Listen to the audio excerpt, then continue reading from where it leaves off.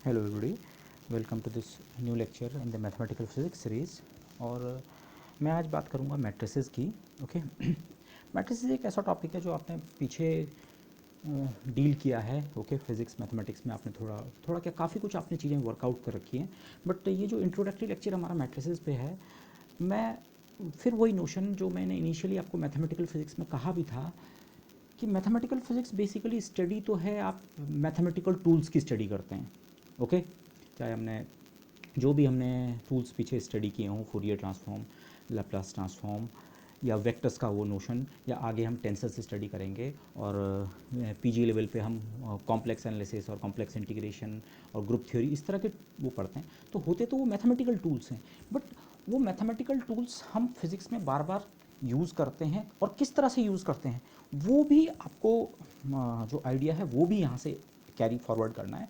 तो ये जो मेरा इंट्रोडक्टरी लेक्चर है मैट्रिसेस के बारे में, डिपेंडिंग ऑन आप यूजी या पीजी जिस लेवल के हैं, आपने कुछ हद तक मैट्रिसेस को डील किया है, तो कुछ टॉपिक्स आपको ऐसे भी लग सकते हैं कभी भी कि ये बहुत एलिमेंट्री बात हो रही है, और कभी कभी हो सकता है मैं कोई ऐसा टॉपिक बोलूँ जो शायद आपने अभी तक इनकाउंटर नहीं किया है। बट आप फिजिक्स की अपनी स्टडीज़ में अगर आप केवल यूजी लेवल तक भी अपनी स्टडीज़ करते हैं, तो बाद में जब आप क्वांटम मैकेनिक्स पढ़ेंगे आने वाले सेमेस्टर्स में, तो ये सारी चीज़ें आपको वहाँ पर भी क्लियर होंगी। ओके तो ये लेक्चर मेरा बेसिकली इस तरह से है, आप फ्यूचर में भी जब मैट्रिसेस इनकाउंटर करें तो आप इस डिस्कशन में जो चीज़ें कही गई हैं इनको थोड़ा बेटर आप अप्रिशिएट कर पाएंगे कि हाँ मैट्रिसेस रियली फिजिसिस्ट के लिए कितनी इंपॉर्टेंट होती है। तो वही मैं इस लेक्चर में थोड़ा एम्फेसाइज करना चाह रहा हूँ। इनिशियली मैं कुछ क्वालिटेटिव बातें करूँगा, फिर मैं एक एग्जांपल की मदद से समझाने की कोशिश करूँगा कि जस्ट एक तो आप मैट्रिसेस की मैथमेटिक्स करते हैं, उसमें से काफ़ी कुछ चीज़ें आप जानते हैं, बट फिजिक्स में उस मैथमेटिक्स का क्या इंटरप्रिटेशन है, किस तरह से हम यूज़ करते हैं, या और बेटर अगर मैं कहूँ एक वर्किंग फिजिक्स के इवन स्टूडेंट को, मैं फिजिसिस्ट ना भी कहूँ उस सेंस में, एक फिजिक्स के स्टूडेंट को किस तरह का नोशन डेवलप करना चाहिए। जस्ट प्लेन मैथमेटिक्स करने से काम नहीं चलेगा, मैथमेटिक्स तो करना ज़रूरी है, बिना मैथमेटिक्स किए तो आप फिज़िक्स भी नहीं समझ पाएंगे। Okay mathematics is the language of physics, लेकिन केवल मैथमेटिक्स करके भी आप फिजिक्स में वर्क नहीं कर सकते हैं। वो जो मैट्रिसेस रिलेटेड आपने मैथमेटिक्स की, माना आपने कोई इन्वर्स निकाला या दो मैट्रिसेस को मल्टीप्लाई किया या कुछ और किया या कुछ और, लेकिन उसके साथ उसका फिजिक्स के साथ कनेक्शन क्या है ये आपको समझना जरूरी है। ओके और ये इन जनरल केवल मैट्रिसेस का पॉइंट नहीं है, मैथमेटिकल फिजिक्स कोर्स में आप जितनी चीज़ें आपको सिखाई जाएंगी उनका एम ही यही है, वो मैथमेटिकल टूल्स को आप इस तरह से अपने लिए अपने आर्मरी में शामिल कर लें कि आप उनको फिजिक्स में बार बार अलग अलग जगह यूज़ कर सकें। ओके और मैट्रिसेस के साथ रिलेटेड नोशन हमारा डिटरमिनेंट का भी आता है। मैं एक सिंपल एग्जांपल से स्टार्ट करूंगा जो आपने पॉसिबली स्कूल लेवल पे डील किया होगा। माना आपके पास दो इक्वेशंस हैं, linear equations, okay, inhomogeneous nature की, x plus Y equal to 3, 2x plus Y equal to 4। मैंने बहुत सिंपल इक्वेशंस लिए, तो आप इन्हें ट्रेडिशनल मेथड से सॉल्व कर सकते हैं। ट्रेडिशनल मेथड से मेरा मतलब है जैसे एलिमिनेशन मेथड। ओके एक इक्वेशन में से दूसरे को सब्ट्रैक्ट करें तो एक वेरिएबल आपका एलिमिनेट हो जाता है। ठीक है, हो सकता है आपको पहले किसी इक्वेशन को किसी कांस्टेंट से मल्टीप्लाई करना पड़े, वट एवर वो एलिमिनेशन। इनफैक्ट ये मेथड भी वैसे मैट्रिसेस में यूज़ होता है, जिसे मैं ट्रेडिशनल मेथड कह रहा हूँ, एलिमिनेशन वाला। जब मैट्रिसेस को आप इन इक्वेशंस को मैट्रिक्स की मदद से कंप्यूटर पे इम्प्लीमेंट करते हैं, तो वहाँ पे कुछ तरीके होते हैं, जैसे एक गॉस जॉर्डन एलिमिनेशन मुझे ध्यान आ रहा था, वो मैंने लिखा था, तो वो बेसिकली ये एलिमिनेशन मेथड ही होता है। तो लेकिन स्टिल चलिए इसे आप मैट्रिक्स मेथड की तरह ना सोचें, तो आपको वैसे इस इक्वेशन को सॉल्व करना आता है ट्रेडिशनल मेथड से, जिसे मैं ट्रेडिशनल मेथड कह रहा हूँ। सोचिए आप एलिमिनेशन, ठीक है, तो आपने सॉल्व कर दिया। इनफैक्ट इस इक्वेशन का सॉल्यूशन तो बहुत ही सिंपल है, x बराबर 1 एंड y बराबर 2 है, बट आप मैट्रिक्स लैंग्वेज में इसी इक्वेशन को ऐसे लिखते हैं, 1 1 2 1, एक स्क्वायर मैट्रिक्स बनाई 2/2 की, एक एक्स वाई हमारे अननोन्स की मैट्रिक्स, और राइट हैंड साइड में जो ये क्वांटिटीज़ हैं 3 4 इनकी एक मैट्रिक्स।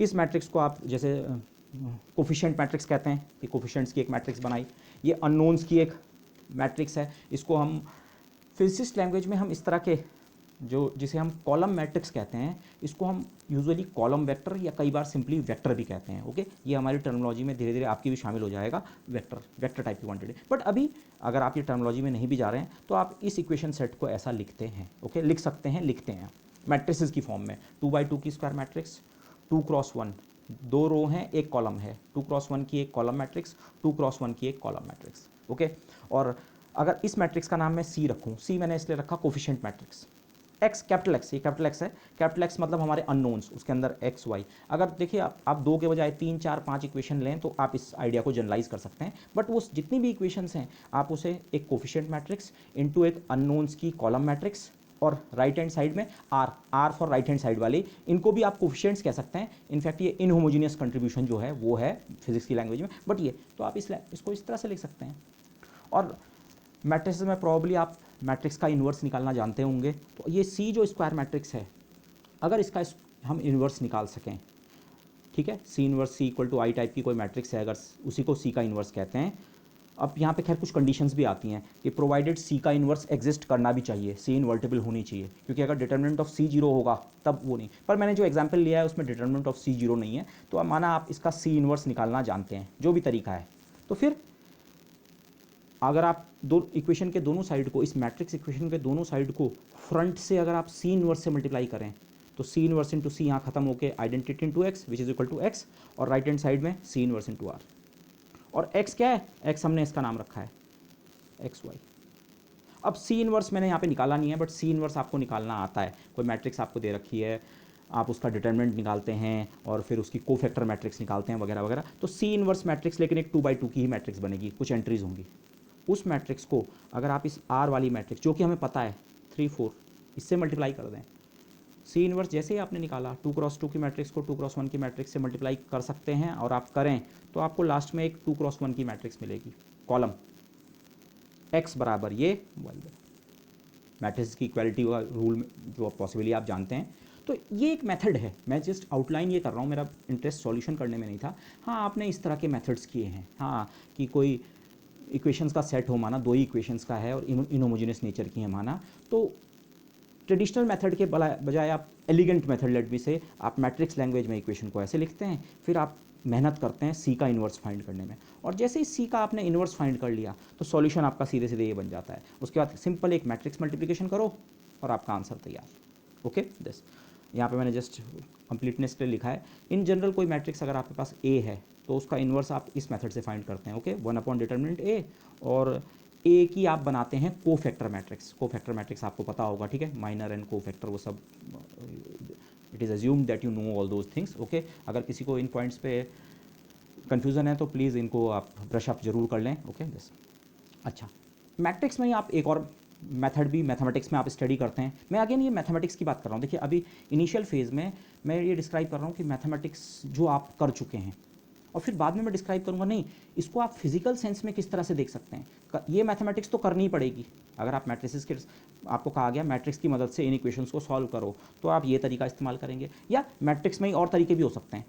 तो मैथमेटिक्स तो करनी पड़ेगी, बट फिजिक्स जब आप स्टडी कर रहे हैं तो उस मैथमेटिक्स के साथ जो आपने वो मैथमेटिक्स की और उसने आपको कुछ रिजल्ट दिया, तो वो रिजल्ट ऐसा क्यों आया या ये मेथड क्यों वर्क करता है, उसकी भी आपको बैकग्राउंड में अंडरस्टैंडिंग होनी चाहिए फिजिकल व्यू पॉइंट से। ओके, जैसे मैट्रिक्स में एक और मेथड जिसे हम नॉर्मली क्रेमर्स रूल कहते हैं, ठीक है, इस तरह की इक्वेशंस को सॉल्व करने के लिए सी जो मैट्रिक्स थी कोफिशिएंट मैट्रिक्स, वो तो यही वाली है 1 1 2 1 वाली, 1 1 2 1। इस सी मैट्रिक्स का डिटर्मिनेंट निकाल दीजिए, करस्पॉन्डिंग डिटर्मिनेंट, जैसे इस केस में 1 है, ठीक है, वो आप निकाल सकते हैं। फिर हम एक नई मैट्रिक्स बनाते हैं, उसका नाम आप कुछ भी रख सकते हैं। मैंने C1 रखा, या मैं उसे CX भी कहूँगा। CX बेसिकली वो मैट्रिक्स है जो मुझे X की वैल्यू देगी। X हमारा पहला वेरिएबल है। तो CX मैट्रिक्स हम कैसे बनाते हैं, इस कोफिशिएंट मैट्रिक्स में ये जो पहला वाला कॉलम है इसकी एंट्रीज़ को हटा दो, और ये जो राइट हैंड साइड में 3 और 4 थे उनको यहाँ ले आओ। हमने पहले कॉलम की एंट्री को हटा के उनकी जगह ये फिल कर दिए। पहला क्यों, क्योंकि हम पहले वेरिएबल x में जब इंटरेस्ट होगा तब ये। ऐसे ही y को निकालने के लिए हम एक दूसरी मैट्रिक्स बनाएंगे। अब की बार कोफिशिएंट मैट्रिक्स में पहले कॉलम को नहीं छेड़ेंगे, दूसरे कॉलम को हटा देंगे, उसकी एंट्रीज़ को हटा देंगे और उसकी जगह 3 और 4। तो अगर मैं ये स्टेप्स करूँ इनिशियल कोफिशिएंट मैट्रिक्स में, फर्स्ट कॉलम को हटा के उसकी जगह जो राइट हैंड साइड में 3 और 4 थे उसे ले आऊँ, और सेकंड कॉलम को वैसे ही रहने दूँ, तो एक नई मैट्रिक्स बन गई। माना इसका नाम मैंने CX या C1 रख दिया। तो आप इस मैट्रिक्स का भी डिटर्मिनेंट निकाल सकते हैं, जैसे इसके इसमें -1 बना। ऐसे ही एक और मैट्रिक्स, कोफिशिएंट मैट्रिक्स में आपकी बार पहले कॉलम को अनडिस्टर्ब रहने दो, और दूसरे कॉलम की जगह 1 1 की जगह जो राइट हैंड साइड का 3 और 4 था वो ले आओ, और इस मैट्रिक्स का नाम माना हम C2 या CY रखें हैं, तो इसका डिटर्मिनेंट भी आप निकाल सकते हैं। और फिर क्रेमर रूल आपको सिंपली ये कहता है, अगर आपने इस तरह के डिटर्मिनेंट्स इवेलुएट कर लिए ओरिजिनल कोफिशिएंट मैट्रिक्स का, उसमें पहले कॉलम को रिप्लेस करके जो मैट्रिक्स बनती है उसका डिटरमिनेंट, उसमें केवल दूसरे कॉलम को रिप्लेस करके जो डिटरमिनेंट बनता है, और अगर आपके ज़्यादा इक्वेशंस हैं, 3 इक्वेशन है तो 3/3 का केस होगा, ऐसी 3 मैट्रिसेस बनानी पड़ेंगी। 4/4 का होगा तो 4, but the idea is similar. तो फिर उसके बाद जो आपका पहला अननोन है, पहला अननोन हमारा x है, तो पहला अननोन फाइंड करने के लिए इस सी एक्स को सी से डिवाइड कर दो। सी एक्स को सी से मतलब सी एक्स के डिटरमिनेंट को सी के डिटरमिनेंट से, तो -1 को -1 से डिवाइड करें तो यू गेट 1। और सेकंड अननोन को फाइंड करने के लिए, सेकंड अननोन स्मॉल y के लिए इस वाले डिटरमिनेंट को -2 को अगेन सी से डिवाइड कर दो। ये क्रेमर्स रूल, ये भी आप जानते हैं, नहीं जानते तो please brush it up. But ये मैथमेटिकल मेथड्स जो हैं मैट्रिक्स की मदद से, आपको अगर ये कहा गया मैट्रिक्स को इस्तेमाल करके इसको सॉल्व करो, इस इक्वेशन के सेट को सॉल्व करो, तो आपके पास ये तरीका हो सकता है। यहाँ आपको इन्वर्स निकालना आना चाहिए। इस तरीके में बेसिकली कोई ज़्यादा मेहनत नहीं है। इस तरीके में आपको केवल डिटरमिनेंट निकालने अगर आते हैं तो ये तरीका उस सेंस में थोड़ा ईजी पड़ता है। इसके अलावा और मेथड्स भी हो सकते हैं। मैट्रिक्स में ही आपको उसी इक्वेशन सेट को सॉल्व करने के और तरीके भी हो सकते हैं, जैसे कुछ एलिमेंट्री रो या कॉलम ऑपरेशंस, में इसमें नहीं जा रहा हूँ कि रो होगा या कॉलम, बट कुछ एलिमेंट्री रो या कॉलम ऑपरेशंस की मदद से ये जो इक्वेशन है इसमें आप इस सी मैट्रिक्स को डायगोनलाइज करने की कोशिश कर सकते हैं। यहाँ पे मेरा डायगोनलाइजेशन से मेरा मतलब सिमिलरिटी ट्रांसफॉर्म से नहीं है। हो सकता है आप में से कुछ कोई शब्द अभी ना समझ आ रहा हो, ठीक है, हम स्टडी करेंगे, बट होपफुली आपने कहीं ना कहीं थोड़ा वैसे पढ़ा होगा। बट एलिमेंट्री रो और कॉलम ऑपरेशंस की मदद से भी अगर आप सी को डायगोनलाइज कर लेते हैं तो तभी भी आप इस इक्वेशन को सॉल्व कर सकते हैं, ठीक है। कुछ इस तरह से सी एक्स इक्वल टू आर को आप रो या कॉलम सर्टेन टाइप के ट्रांसफॉर्मेशंस करके अगर आपने इसे एक सी डैश मैट्रिक्स में कन्वर्ट कर दिया, लेकिन सी डैश क्या होनी चाहिए, डायगोनल, और एक्स को आपने टच नहीं किया, एक्स मतलब अननोन्स की मैट्रिक्स, और साथ साथ जो ऑपरेशन आपने सी को सी डैश बनाने में किया वही ऑपरेशंस आप आर पे करते रहेंगे तो आर की फॉर्म चेंज हो जाएगी आर डैश। और एक बार अगर ये मैट्रिक्स डायगोनल है तो इसको इक्वेशंस को, इनफैक्ट ये सॉल्यूशन है सीधे सीधे, अब मैं इसमें नहीं जा रहा हूँ, ये आपको खुद आप देख लीजिए। बट पॉइंट ये है, एक और तरीका भी आपके पास हो सकता है मैट्रिक्स में ही उसी इक्वेशन सेट को सॉल्व करने का और तरीका, और पॉसिबली कुछ और मेथड्स भी होते हैं मैट्रिक्स में, ठीक है। तो मैट्रिक्स जब हम कहते हैं हाँ एक इक्वेशन सेट था और मैट्रिक्स से हमने सॉल्व कर दिया, तो मैथमेटिकली एक मेथड भी होता, लेकिन यहाँ पे तो मल्टीपल मेथड्स हैं, तो मैथमेटिकली तो ये हो गया, आपको कहा गया ये सॉल्व करो तो मैट्रिक्स से आपने सॉल्व कर दिया। This is a mathematics part. अच्छा, इसके अलावा मैं कुछ यहाँ पे चीज़ों के नाम ले रहा हूँ, ये कुछ ऑपरेशंस हैं मैट्रिक्स रिलेटेड, इनमें से कुछ आपने किए होंगे कुछ नहीं किए होंगे, तो हम ग्रेजुअली इन चीज़ों को कवर करेंगे। जैसे मैट्रिसेस में आप एडिशन की बात करते हैं, दो मैट्रिसेस हैं ए और बी, तो एडिशन की बात करते हैं। खैर यहाँ पे कुछ वो आपको पता है, मैट्रिसेस को आप तभी ऐड कर सकते हैं जब उनका साइज़ या जिसे हम डायमेंशन कहते हैं वो बराबर हों, दोनों का n क्रॉस m की होनी चाहिए, कंपैटिबल होनी चाहिए। फिर आप मैट्रिसेस के मल्टीप्लिकेशन की बात करते हैं। मैट्रिक्स मल्टीप्लिकेशन में वैसे दो तरह के मल्टीप्लिकेशन हो सकते हैं, एक तो दो मैट्रिसेस का मल्टीप्लिकेशन, ए एक मैट्रिक्स है और बी एक मैट्रिक्स है, तो यहाँ पे भी फिर कंपैटिबिलिटी का इशू आता है। मैट्रिसेस को मल्टीप्लाई आप तभी कर सकते हैं जब फर्स्ट वाले के कॉलम्स का नंबर सेकंड वाले के रो के नंबर से मैच करे, तो वो चीज़, या हो सकता है किसी मैट्रिक्स को आप किसी स्केलर या लेट्स से नंबर या कोई कांस्टेंट उससे भी मल्टीप्लाई कर सकते हैं, ये भी मल्टीप्लिकेशन होता है। फिर मैट्रिक्स के इन्वर्स निकालने वगैरह के ऑपरेशंस जो होते हैं, स्क्वायर मैट्रिक्स अगर है तो आप उसका इन्वर्स निकालते हैं। फिर आपने कुछ मैथमेटिक्स में शायद इस तरह के कंसेप्ट पढ़े होंगे, रैंक ऑफ अ मैट्रिक्स, एक बहुत इंपॉर्टेंट कंसेप्ट जो फिजिकली बहुत इंपॉर्टेंट है, नोशन आइगन वैल्यू, मैट्रिक्स की आइगन वैल्यूज़, ओके। फिर आप ट्रेस और डिटरमिनेंट की बात करते हैं, मैट्रिक्स का ट्रेस, मैट्रिक्स का डिटरमिनेंट। कुछ शायद आपने इस तरह के ऑपरेशन सुने होंगे, ट्रांसपोज ऑफ मैट्रिक्स, रोज़ को कॉलम्स में कन्वर्ट करना रफली और कॉलम्स को रोज़ में, रोज़ और कॉलम्स को आपस में ट्रांसपोज करना, ट्रांसपोज का ऑपरेशन, ओके। जिसे आप सिम्बॉलिकली यूजुअली हम इस तरह से लिखते हैं, ए अगर कोई मैट्रिक्स है तो उसकी ट्रांसपोज मैट्रिक्स ए ट्रांसपोज। फिर ऐसी आपने कॉन्जुगेट ऑपरेशन सुना होगा मैट्रिक्स पे, अगर ए कोई मैट्रिक्स है और उसकी एंट्रीज इन जनरल अगर कॉम्प्लेक्स हैं तो आप एक नई मैट्रिक्स डिफाइन कर सकते हैं ए स्टार, हर एंट्री को कॉम्प्लेक्स कॉन्जुगेट। और फिर इन दोनों ऑपरेशंस को अगर आप कंबाइन करें तो आप डिफाइन करते हैं जिसे आप कहते हैं हर्मिशियन एडजॉइंट, या सिंपली हम कई बार एडजॉइंट कह देते हैं, जिसको हम डैगर से रिप्रेजेंट करते हैं, डैगर ऑपरेशन। डैगर का मतलब होता है ट्रांसपोज का कॉम्प्लेक्स कॉन्जुगेट या कॉम्प्लेक्स कॉन्जुगेट का ट्रांसपोज। ये दोनों ऑपरेशंस में ऑर्डर से फ़र्क नहीं पड़ता है, आप पहले ट्रांसपोज लो फिर कॉम्प्लेक्स कॉन्जुगेट, या पहले complex conjugate and then transpose, कोई फ़र्क नहीं पड़ेगा। ओवरऑल ये जो ऑपरेशन होता है एडजॉइंट, ये सारे ऑपरेशंस मैथमेटिक्स में आपने किए होंगे, या पॉसिबली इनमें से कुछ तो किए होंगे, लेकिन फिजिकली इनकी क्या रेलिवेंस होती है, मैट्रिक्स है उसके एडजॉइंट की क्या रेलिवेंस है, ओके। फिर यहीं से आप कुछ इस तरह की चीज़ें डिफाइन करते हैं, सिमेट्रिक मैट्रिक्स या एंटी सिमेट्रिक मैट्रिक्स, या हर्मिशियन मैट्रिसेस या एंटी हर्मिशियन मैट्रिसेस, या यूनिटरी या एंटी यूनिटरी, ओके। मैं अगेन रिवाइंड कर रहा हूँ, इनफैक्ट जो हमारे बीएससी के स्टूडेंट्स हैं हो सकता है उनमें से उन्होंने इनमें से कुछ चीज़ें कभी सुनी ना हो या डील ना की हो, बट ग्रेजुअली आप ये सब इनकाउंटर करने वाले हैं, ठीक है, अपने इस सेमेस्टर में। और एट दी मोस्ट जब आप नेक्स्ट सेमेस्टर में जाएंगे क्वांटम मैकेनिक्स में, तो वहाँ जाते आते मैं इम्फेसिस ही ये है कि फिजिक्स में मैट्रिसेस एक्चुअली केवल एक मैथमेटिक्स नहीं है। इनफैक्ट अगर मैं ऐसा कह सकूँ, matrices have a life of their own in the physical world. Physical world से मैंने मतलब फिजिक्स की जो हम स्टडी करते हैं, ओके। फॉर एग्जांपल मैं अभी आगे बात करूंगा, जैसे हम ऑपरेटर्स होते हैं क्वांटम मैकेनिक्स में, कुछ एक नोशन होता है ऑपरेटर का। तो एज अ फिजिसिस्ट हमारी ये आदत बन जाती है या बन जानी चाहिए कि ऑपरेटर्स को हम इमेजिन कर सकें कि आप किसी स्क्वायर मैट्रिक्स की बात कर रहे हैं, ओके, समथिंग लाइक दिस। तो इस तरह के नोशंस आप केवल मैथमेटिक्स और मैट्रिक्स की मैथमेटिक्स तो आप करना जान गए, बट फिजिक्स में आप उसको पिक्चर भी आपको अपने माइंड में ग्रेजुअली बनानी पड़ेगी, ओके। सो तो इनमें से हो सकता है कुछ आइडियाज़ आपने स्टडी किए हों, लेकिन हम इन आइडियाज़ को, जो आइडियाज़ आपने नहीं पढ़े हैं उनको पढ़ेंगे भी और उनको एक फिजिकल व्यू पॉइंट से भी देखने की कोशिश करेंगे, ओके। फिर आपने पॉसिबली आप में से कुछ लोगों ने अगर सिमिलैरिटी ट्रांसफॉर्मेशन पढ़ा है, तो सिमिलैरिटी ट्रांसफॉर्मेशन की भी हम बात करने वाले हैं। डायगोनलाइजेशन ऑफ मैट्रिक्स जो एक बहुत इंपॉर्टेंट नोशन है मैथमेटिक्स के हिसाब से भी और फिजिकल व्यू पॉइंट से भी, जो एक बहुत इंपॉर्टेंट आइडिया होता है diagonalization of a matrix, okay. Again diagonalization में जो पॉइंट हमारा रहेगा, डायगोनलाइजेशन की मैथमेटिक्स करना। आपके पास एक प्रिस्क्रिप्शन होता है कि आप पहले ये स्टेप करो, फिर ये स्टेप करो, फिर ये स्टेप करो, फिर ये स्टेप, कुछ स्टेप्स करके आप किसी मैट्रिक्स को डायगोनलाइज कर सकते हैं। बट जब हम मैथमेटिकल फिजिक्स में मैट्रिसेस पढ़ रहे हैं, तो हमारा नोशन ये भी होगा, हम वो डायगोनलाइजेशन का तरीका तो सीखें ही सीखें, पर साथ साथ ये भी समझें कोई फिजिक्स में कभी डायगोनलाइजेशन क्यों करना चाह रहा होगा। डायगोनलाइज करके किसी मैट्रिक्स को, आपके पास कोई मैट्रिक्स ए थी, वो डायगोनल नहीं थी, तो अब आपने कुछ मैथमेटिक्स करके उस मैट्रिक्स को डायगोनलाइज कर दिया, पर अब वो डायगोनल मैट्रिक्स से आपको क्या मिला, क्या फिजिक्स आपको वहाँ से मिल रही है, ओके। तो ये नोशंस भी हमें ग्रेजुअली डेवलप करने होंगे। एक पॉइंट जो मुझे यहाँ पे बहुत इंपॉर्टेंट लगता है, जो आपको इस पे पूरा कंफर्ट होना चाहिए, जिसे हम कहते हैं इंडेक्स्ड नोटेशन। माना एक सिंपली एक मैट्रिक्स है ए 3/3 की, मैंने स्क्वायर मैट्रिक्स ली है और इसके एलिमेंट्स को मैंने इस तरह से नंबर किया है। हम मैट्रिसेस को एलिमेंट्स को इसी तरह से नंबर करते हैं, A11 A12 A13 A21 A22 A23 A31। इनमें इन नंबर्स में से इन्हीं नंबर को हम इंडेक्स कहते हैं।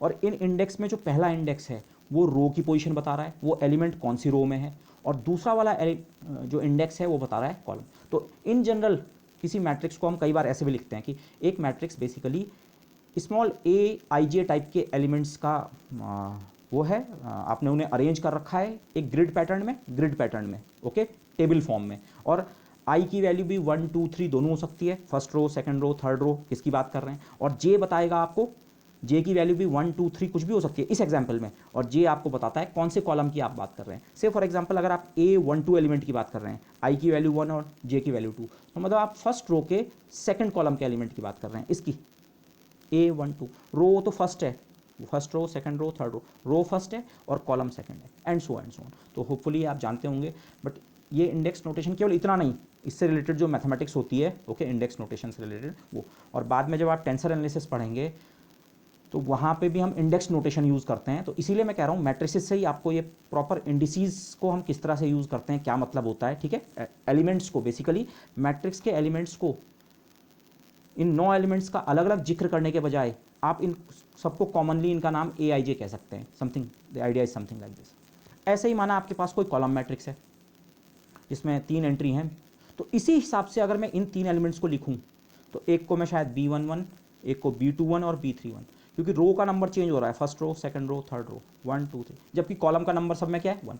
तो कई बार फिर हम इसे ऐसे भी लिख देते हैं, ये सेकंड इंडेक्स जो है ये इस पूरी मैट्रिक्स में चेंज नहीं हो रहा है। तो अगर आप इस 1 को छोड़ भी दें तो फर्स्ट एलिमेंट को सिंपली B1 B2 B3, तो इस तरह के नॉमेनक्लेचर भी हम यूज़ करते हैं, ठीक है। आप इसको समझिए, लिखते हम अक्सर कॉलम मैट्रिक्स अगर होगी हम केवल उसमें एक इंडेक्स लगाते हैं यूजुअली, लेकिन इसको आप समझ सकते हैं, अरे नहीं, इसके साथ भी असल में 2 इंडेक्स थे, एक रो के लिए, एक कॉलम के लिए, रो के लिए, कॉलम के लिए, रो के लिए, कॉलम के लिए, लेकिन कॉलम की वैल्यू तो हमेशा 1 ही थी, तो इसलिए हमने उसे क्या कर दिया, एक तरह से सप्रेस कर दिया, छुपा दिया, लिखने की आवश्यकता नहीं है। जबकि इस वाले केस में उसको लिखने की आवश्यकता थी, क्योंकि ये कॉलम नंबर 1 है और ये कॉलम नंबर 2 है और ये कॉलम नंबर 3।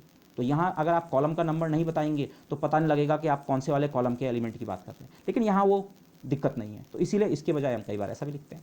ऐसे ही कोई रो मैट्रिक्स ऐसी, केवल 3 एलिमेंट्स हैं एक रो में, माना तो इनको अगर हम प्रॉपर नॉमेनक्लेचर में लिखेंगे तो C11, C12, C13, 1 1 1, रो 1 ही है, कॉलम 1 2 3, लेकिन अगेन रो हमेशा, रो का नंबर हमेशा 1 है, तो इस समय आप इस पहले वाले 1 को सप्रेस कर सकते हैं, उसको लिखने की जरूरत नहीं है, आप केवल कॉलम का नंबर लिख दीजिए C1 C2 C3, तो ऐसा भी हम करते हैं। ओके, तो इंडेक्स नोटेशन से आप बहुत कंफर्टेबल होने चाहिए। ओके, किस तरह से हम वर्क कर रहे हैं।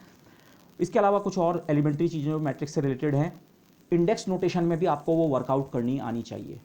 जैसे दो मैट्रिसेस ए और बी का मल्टीप्लिकेशन है, माना एक मैट्रिक्स ए है और एक मैट्रिक्स बी है, और इनके प्रोडक्ट को माना हम सी कहते हैं। ये ए और बी कोई जरूरी नहीं ये वाली हूँ, ठीक है ये, लेकिन माना ए और बी कोई दो मैट्रिसेस हैं, उनके प्रोडक्ट का नाम हमने सी रखा, तो सी का जो जनरल एलिमेंट होता है, आई जे एथ एलिमेंट, सी आई जे, जैसे ए का जनरल एलिमेंट ए आई जे, तो ऐसी सी के जनरल एलिमेंट को अगर हम सी आई जे लिख रहे हैं तो आपको कुछ इस तरह का पता होगा, या आपको ब्रशअप करना पड़ेगा, a i m b m J.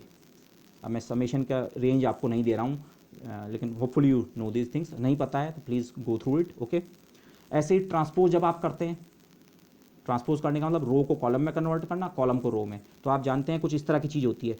A I J element जो होता है, इसे हम कहते हैं i j th element of the matrix a. Transpose के बाद ये कन्वर्ट हो जाता है ए जे आई, रो को कॉलम, कॉलम को रो में कन्वर्ट करने का कुछ इस तरह का मीनिंग होता है। Okay this. फिर ऐसे ही अगर आप एडजॉइंट ले रहे हैं, हर्मिशन एडजॉइंट ले रहे हैं, तब क्या होता है, तो इंडेक्स नोटेशन में ये चीज़ें आपको वर्कआउट करनी आनी चाहिए। Okay this. बट ये स्टिल अभी तक मैं मैथमेटिक्स की बात कर रहा हूँ। ये सब आपने इक्वेशन सॉल्व आपको करनी आती है, ये आता है, ये आता है, इंडेक्स नोटेशन आपको आता है, ये सब चीज़ें, मल्टीप्लिकेशन आता है, ट्रांसपोज आता है, इन्वर्स आता है, इवन आपको माना सिमिलरिटी ट्रांसफॉर्म और डायगोनलाइजेशन भी आता है, ये सब मैथमेटिक्स है। But matrices mean much much more in physics, और यही मैं पॉइंट वो कह रहा हूँ।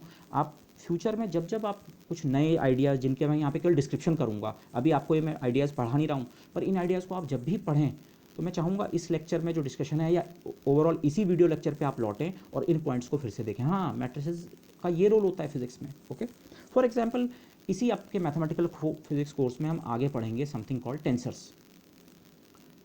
टेंसर्स का मैट्रिक्स से क्या रिलेशन है, मैं केवल जरा सी वो कर रहा हूँ, अभी समझने की ज़्यादा ज़रूरत नहीं है। बट टेंसर्स में ही आपने जो स्केलर्स और वेक्टर्स अभी तक पढ़े हैं ना, वो भी एक तरह के टेंसर ही होते हैं। तो स्केलर्स क्या होता है, अगर आप सिंपली सोचें, स्केलर हम इस तरह से सोचते हैं, एक कंपोनेंट वाली ऑब्जेक्ट। वेक्टर के जैसे 3 कंपोनेंट होते हैं, माना 3 डायमेंशन में ऑर्डरी वेक्टर है, तो आप सोचते हैं वेक्टर का मतलब उसका एक वी एक्स कंपोनेंट है, एक वी वाई है, एक वी जेड, 3 कंपोनेंट्स। स्केलर का केवल एक कंपोनेंट होता है। तो मैट्रिक्स की लैंग्वेज में अगर आप सोचें, ये एक 1x1 की मैट्रिक्स है। सिंगल एंट्री अगर आपके पास है, माना किसी पार्टिकल का मास 2 ग्राम, तो 2 एक सिंगल नंबर है, आप उसे नंबर की तरह भी सोच सकते हैं। लेकिन मैट्रिक्स की लैंग्वेज में, टेंसर्स वाले नोशन के हिसाब से, आप उसे एक मैट्रिक्स सोच सकते हैं, सिंपली 1x1 की मैट्रिक्स। ऐसे ही वेक्टर्स आपके पास आते हैं। वेक्टर्स अगेन टेंसर्स में हम जनरल वेक्टर्स की बात करेंगे, कॉन्ट्रावेरेंट, कोवेरेंट, लेकिन अभी आप वेक्टर सिंपली हमारे नॉर्मल 3D वाले वेक्टर्स सोचिए, इस तरह के v = vxi + vyj + vz। तो ये नोटेशन मैंने पीछे भी कहीं यूज़ किया होगा, नहीं तो यहाँ पे देख लीजिए। देखिए किसी वेक्टर का आप डिस्क्रिप्शन कैसे करते हैं, उसके 3 कंपोनेंट्स की मदद से।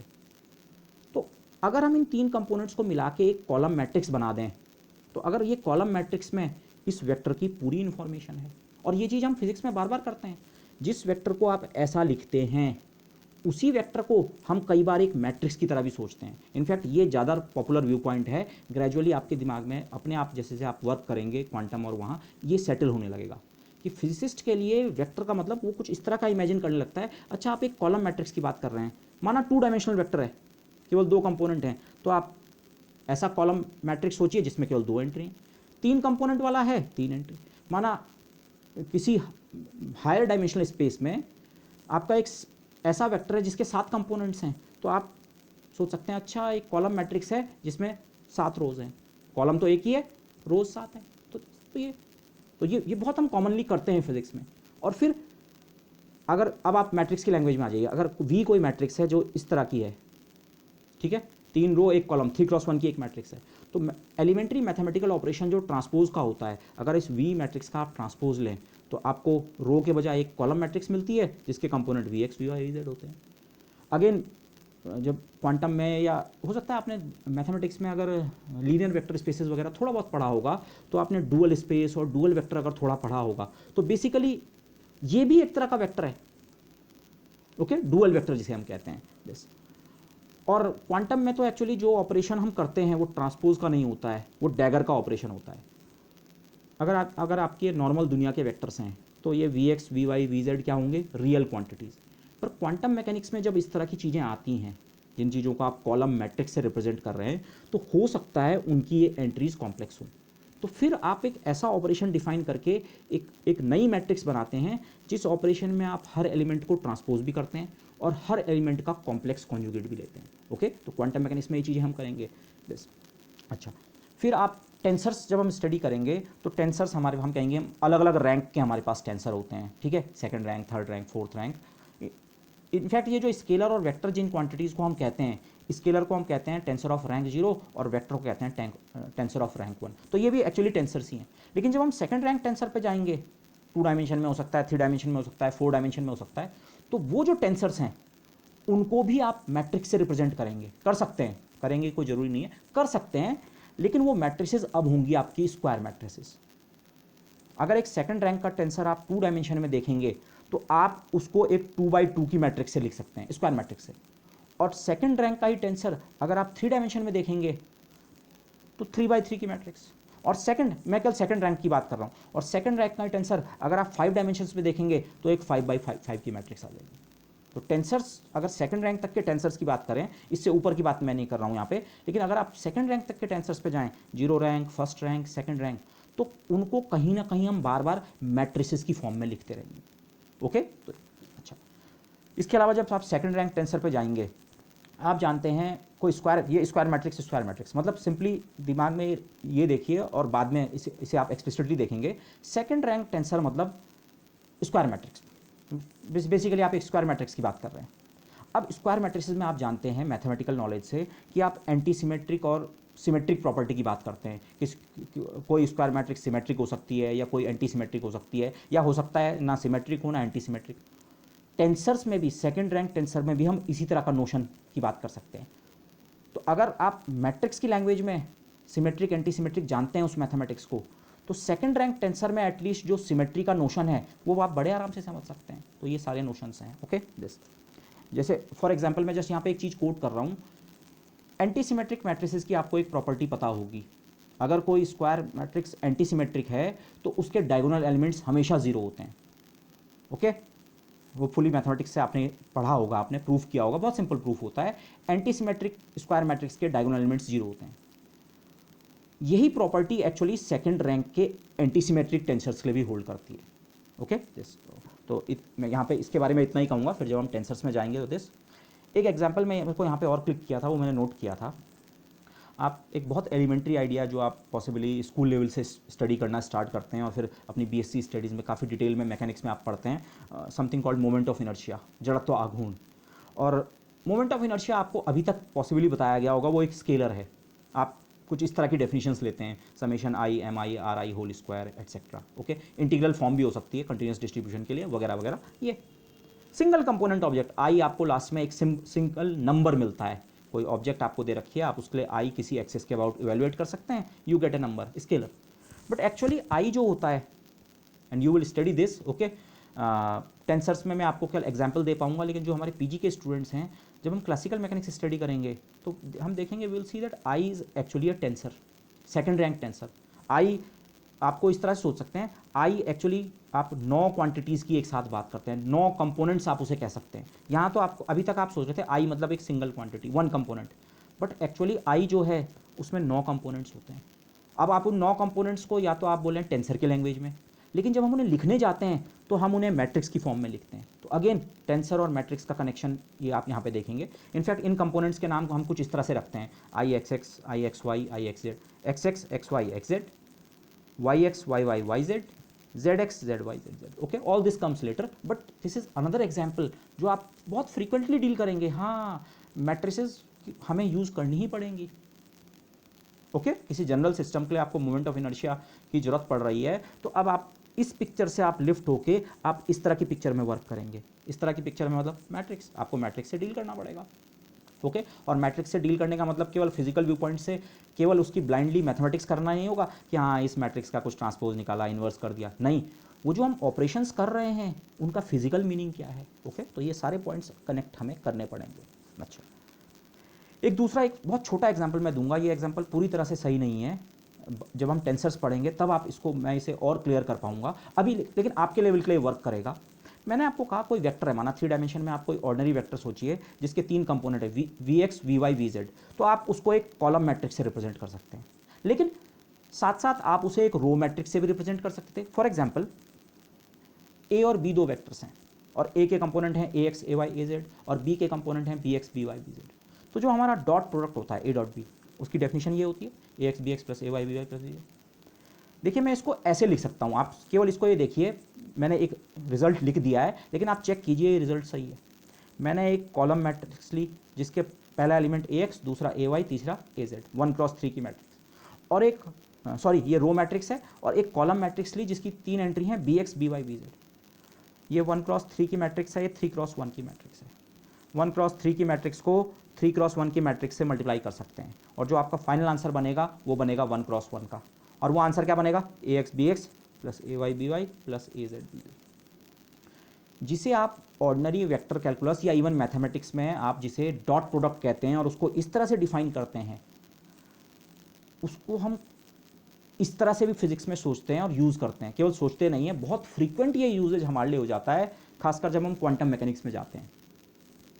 ओके, एक वेक्टर के कंपोनेंट्स से हमने एक कॉलम मैट्रिक्स बना ली, रो मैट्रिक्स बना ली, और दूसरे वालों से एक कॉलम मैट्रिक्स बना ली, और सिंपली ये वाला मल्टीप्लिकेशन सिंपली आपका मैट्रिक्स मल्टीप्लिकेशन है। अगर आपको दो मैट्रिक्सेस मल्टीप्लाई करनी आती हैं तो बना दिया आपने डॉट प्रोडक्ट। ओके, और बाद में टेंसर्स में हम इसे कुछ इस तरह से लिखेंगे। अब यहाँ पे एक इंपॉर्टेंट पॉइंट ये है, एक इंडेक्स मैंने नीचे लिखा है, एक ऊपर लिखा है। अब इसको मैं यहाँ पे जस्टिफाई नहीं कर रहा हूँ, बट इसको लिखने का सही तरीका वैसे एक्चुअली ये है। ओके, और जब हम क्वांटम मैकेनिक्स में जाएंगे, यहाँ पे मैं अगेन मैं कह रहा हूँ बहुत सारा नॉलेज ऐसा है जो आप पे अभी नहीं है, मैं क्लियर कर रहा हूँ, आपको ये कई चीज़ें समझ नहीं आ रही, बट पॉइंट ये है जब आप इन चीज़ों को पढ़ेंगे, और ये आप कुछ इन लेक्चर्स के बाद हमने टेंसर्स ही स्टडी करना है, तो तब आप फिर से इस लेक्चर पे लौटिए और समझने की कोशिश कीजिए, हाँ मैं मैट्रिसेस का क्या कनेक्शन इस्टेब्लिश करना चाह रहा था। ओके, और जब आप क्वांटम मैकेनिक्स पढ़ें फ्यूचर से अपनी स्टडीज़ में, तो क्वांटम में भी हमारे पास कुछ इसी तरह का वो आता है, वहाँ आप कुछ इस तरह के स्ट्रक्चर देखेंगे जिसे हम इनर प्रोडक्ट कहते हैं, वो भी कुछ मैट्रिक्स की लैंग्वेज में कुछ इसी तरह का मल्टीप्लिकेशन होता है। आप इस सिंबल वगैरह पे भूल जाइए, क्वांटम मैकेनिक्स में भी हम इस तरह के मैट्रिक्स मल्टीप्लिकेशन इस्तेमाल करते हैं। Simply think of it this way. Okay, dot product type, dot product को तो हमने मैट्रिक्स के मल्टीप्लिकेशन के रूप में रिप्रेजेंट कर दिया, और क्वांटम मैकेनिक्स में इस तरह की बहुत सारी चीज़ें आएंगी। रिमेंबर जहाँ पे मैंने ऑर्थोनॉर्मेलिटी डिस्क्राइब किया था फूरियर ट्रांसफॉर्म या उसके शुरू में, फूरियर सीरीज़ के शुरू में, तो मैंने एक जनरल टर्म यूज़ किया था inner product, scalar product. Dot product के बजाय जनरल टर्म क्या होता है, स्केलर प्रोडक्ट। तो ये वही नोशन है यहाँ पे एक्चुअली। ओके, अच्छा, इसके अलावा क्वांटम मैकेनिक्स में ही जब आप पढ़ेंगे, आप पढ़ेंगे कि क्वांटम मैकेनिक्स के कई अलग अलग फॉर्मुलिज्म होते हैं। ठीक है, श्रोडिंगर फॉर्मुलिज्म आप कह सकते हैं, हेजनबर्ग या मैट्रिक्स फॉर्मुलिज्म, और बाद में एक डिराक अप्रोच।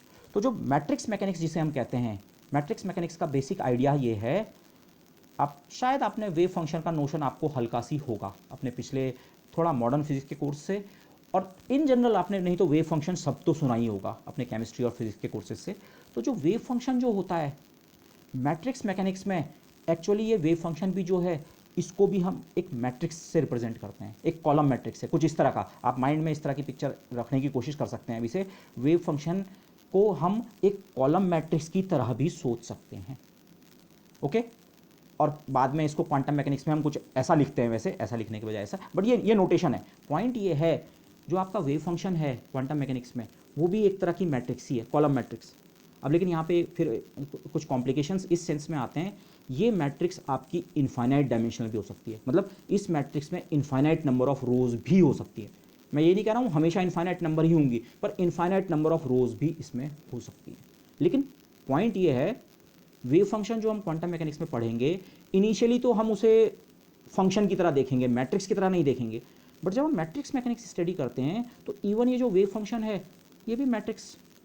तो अगर आप मैट्रिक्स जैसी चीज़ों से वर्क कर रहे हैं तो फिर आपको मैट्रिक्स की मैथमेटिक्स आनी जरूरी है, और उस मैथमेटिक्स के साथ जो जुड़ी हुई फिजिक्स है उसका कनेक्शन भी आपको आना जरूरी है। ओके, इसी के अलावा क्वांटम मैकेनिक्स में हम कुछ क्वांटिटीज़ की बात करेंगे जिनको हम कहते हैं ऑपरेटर्स।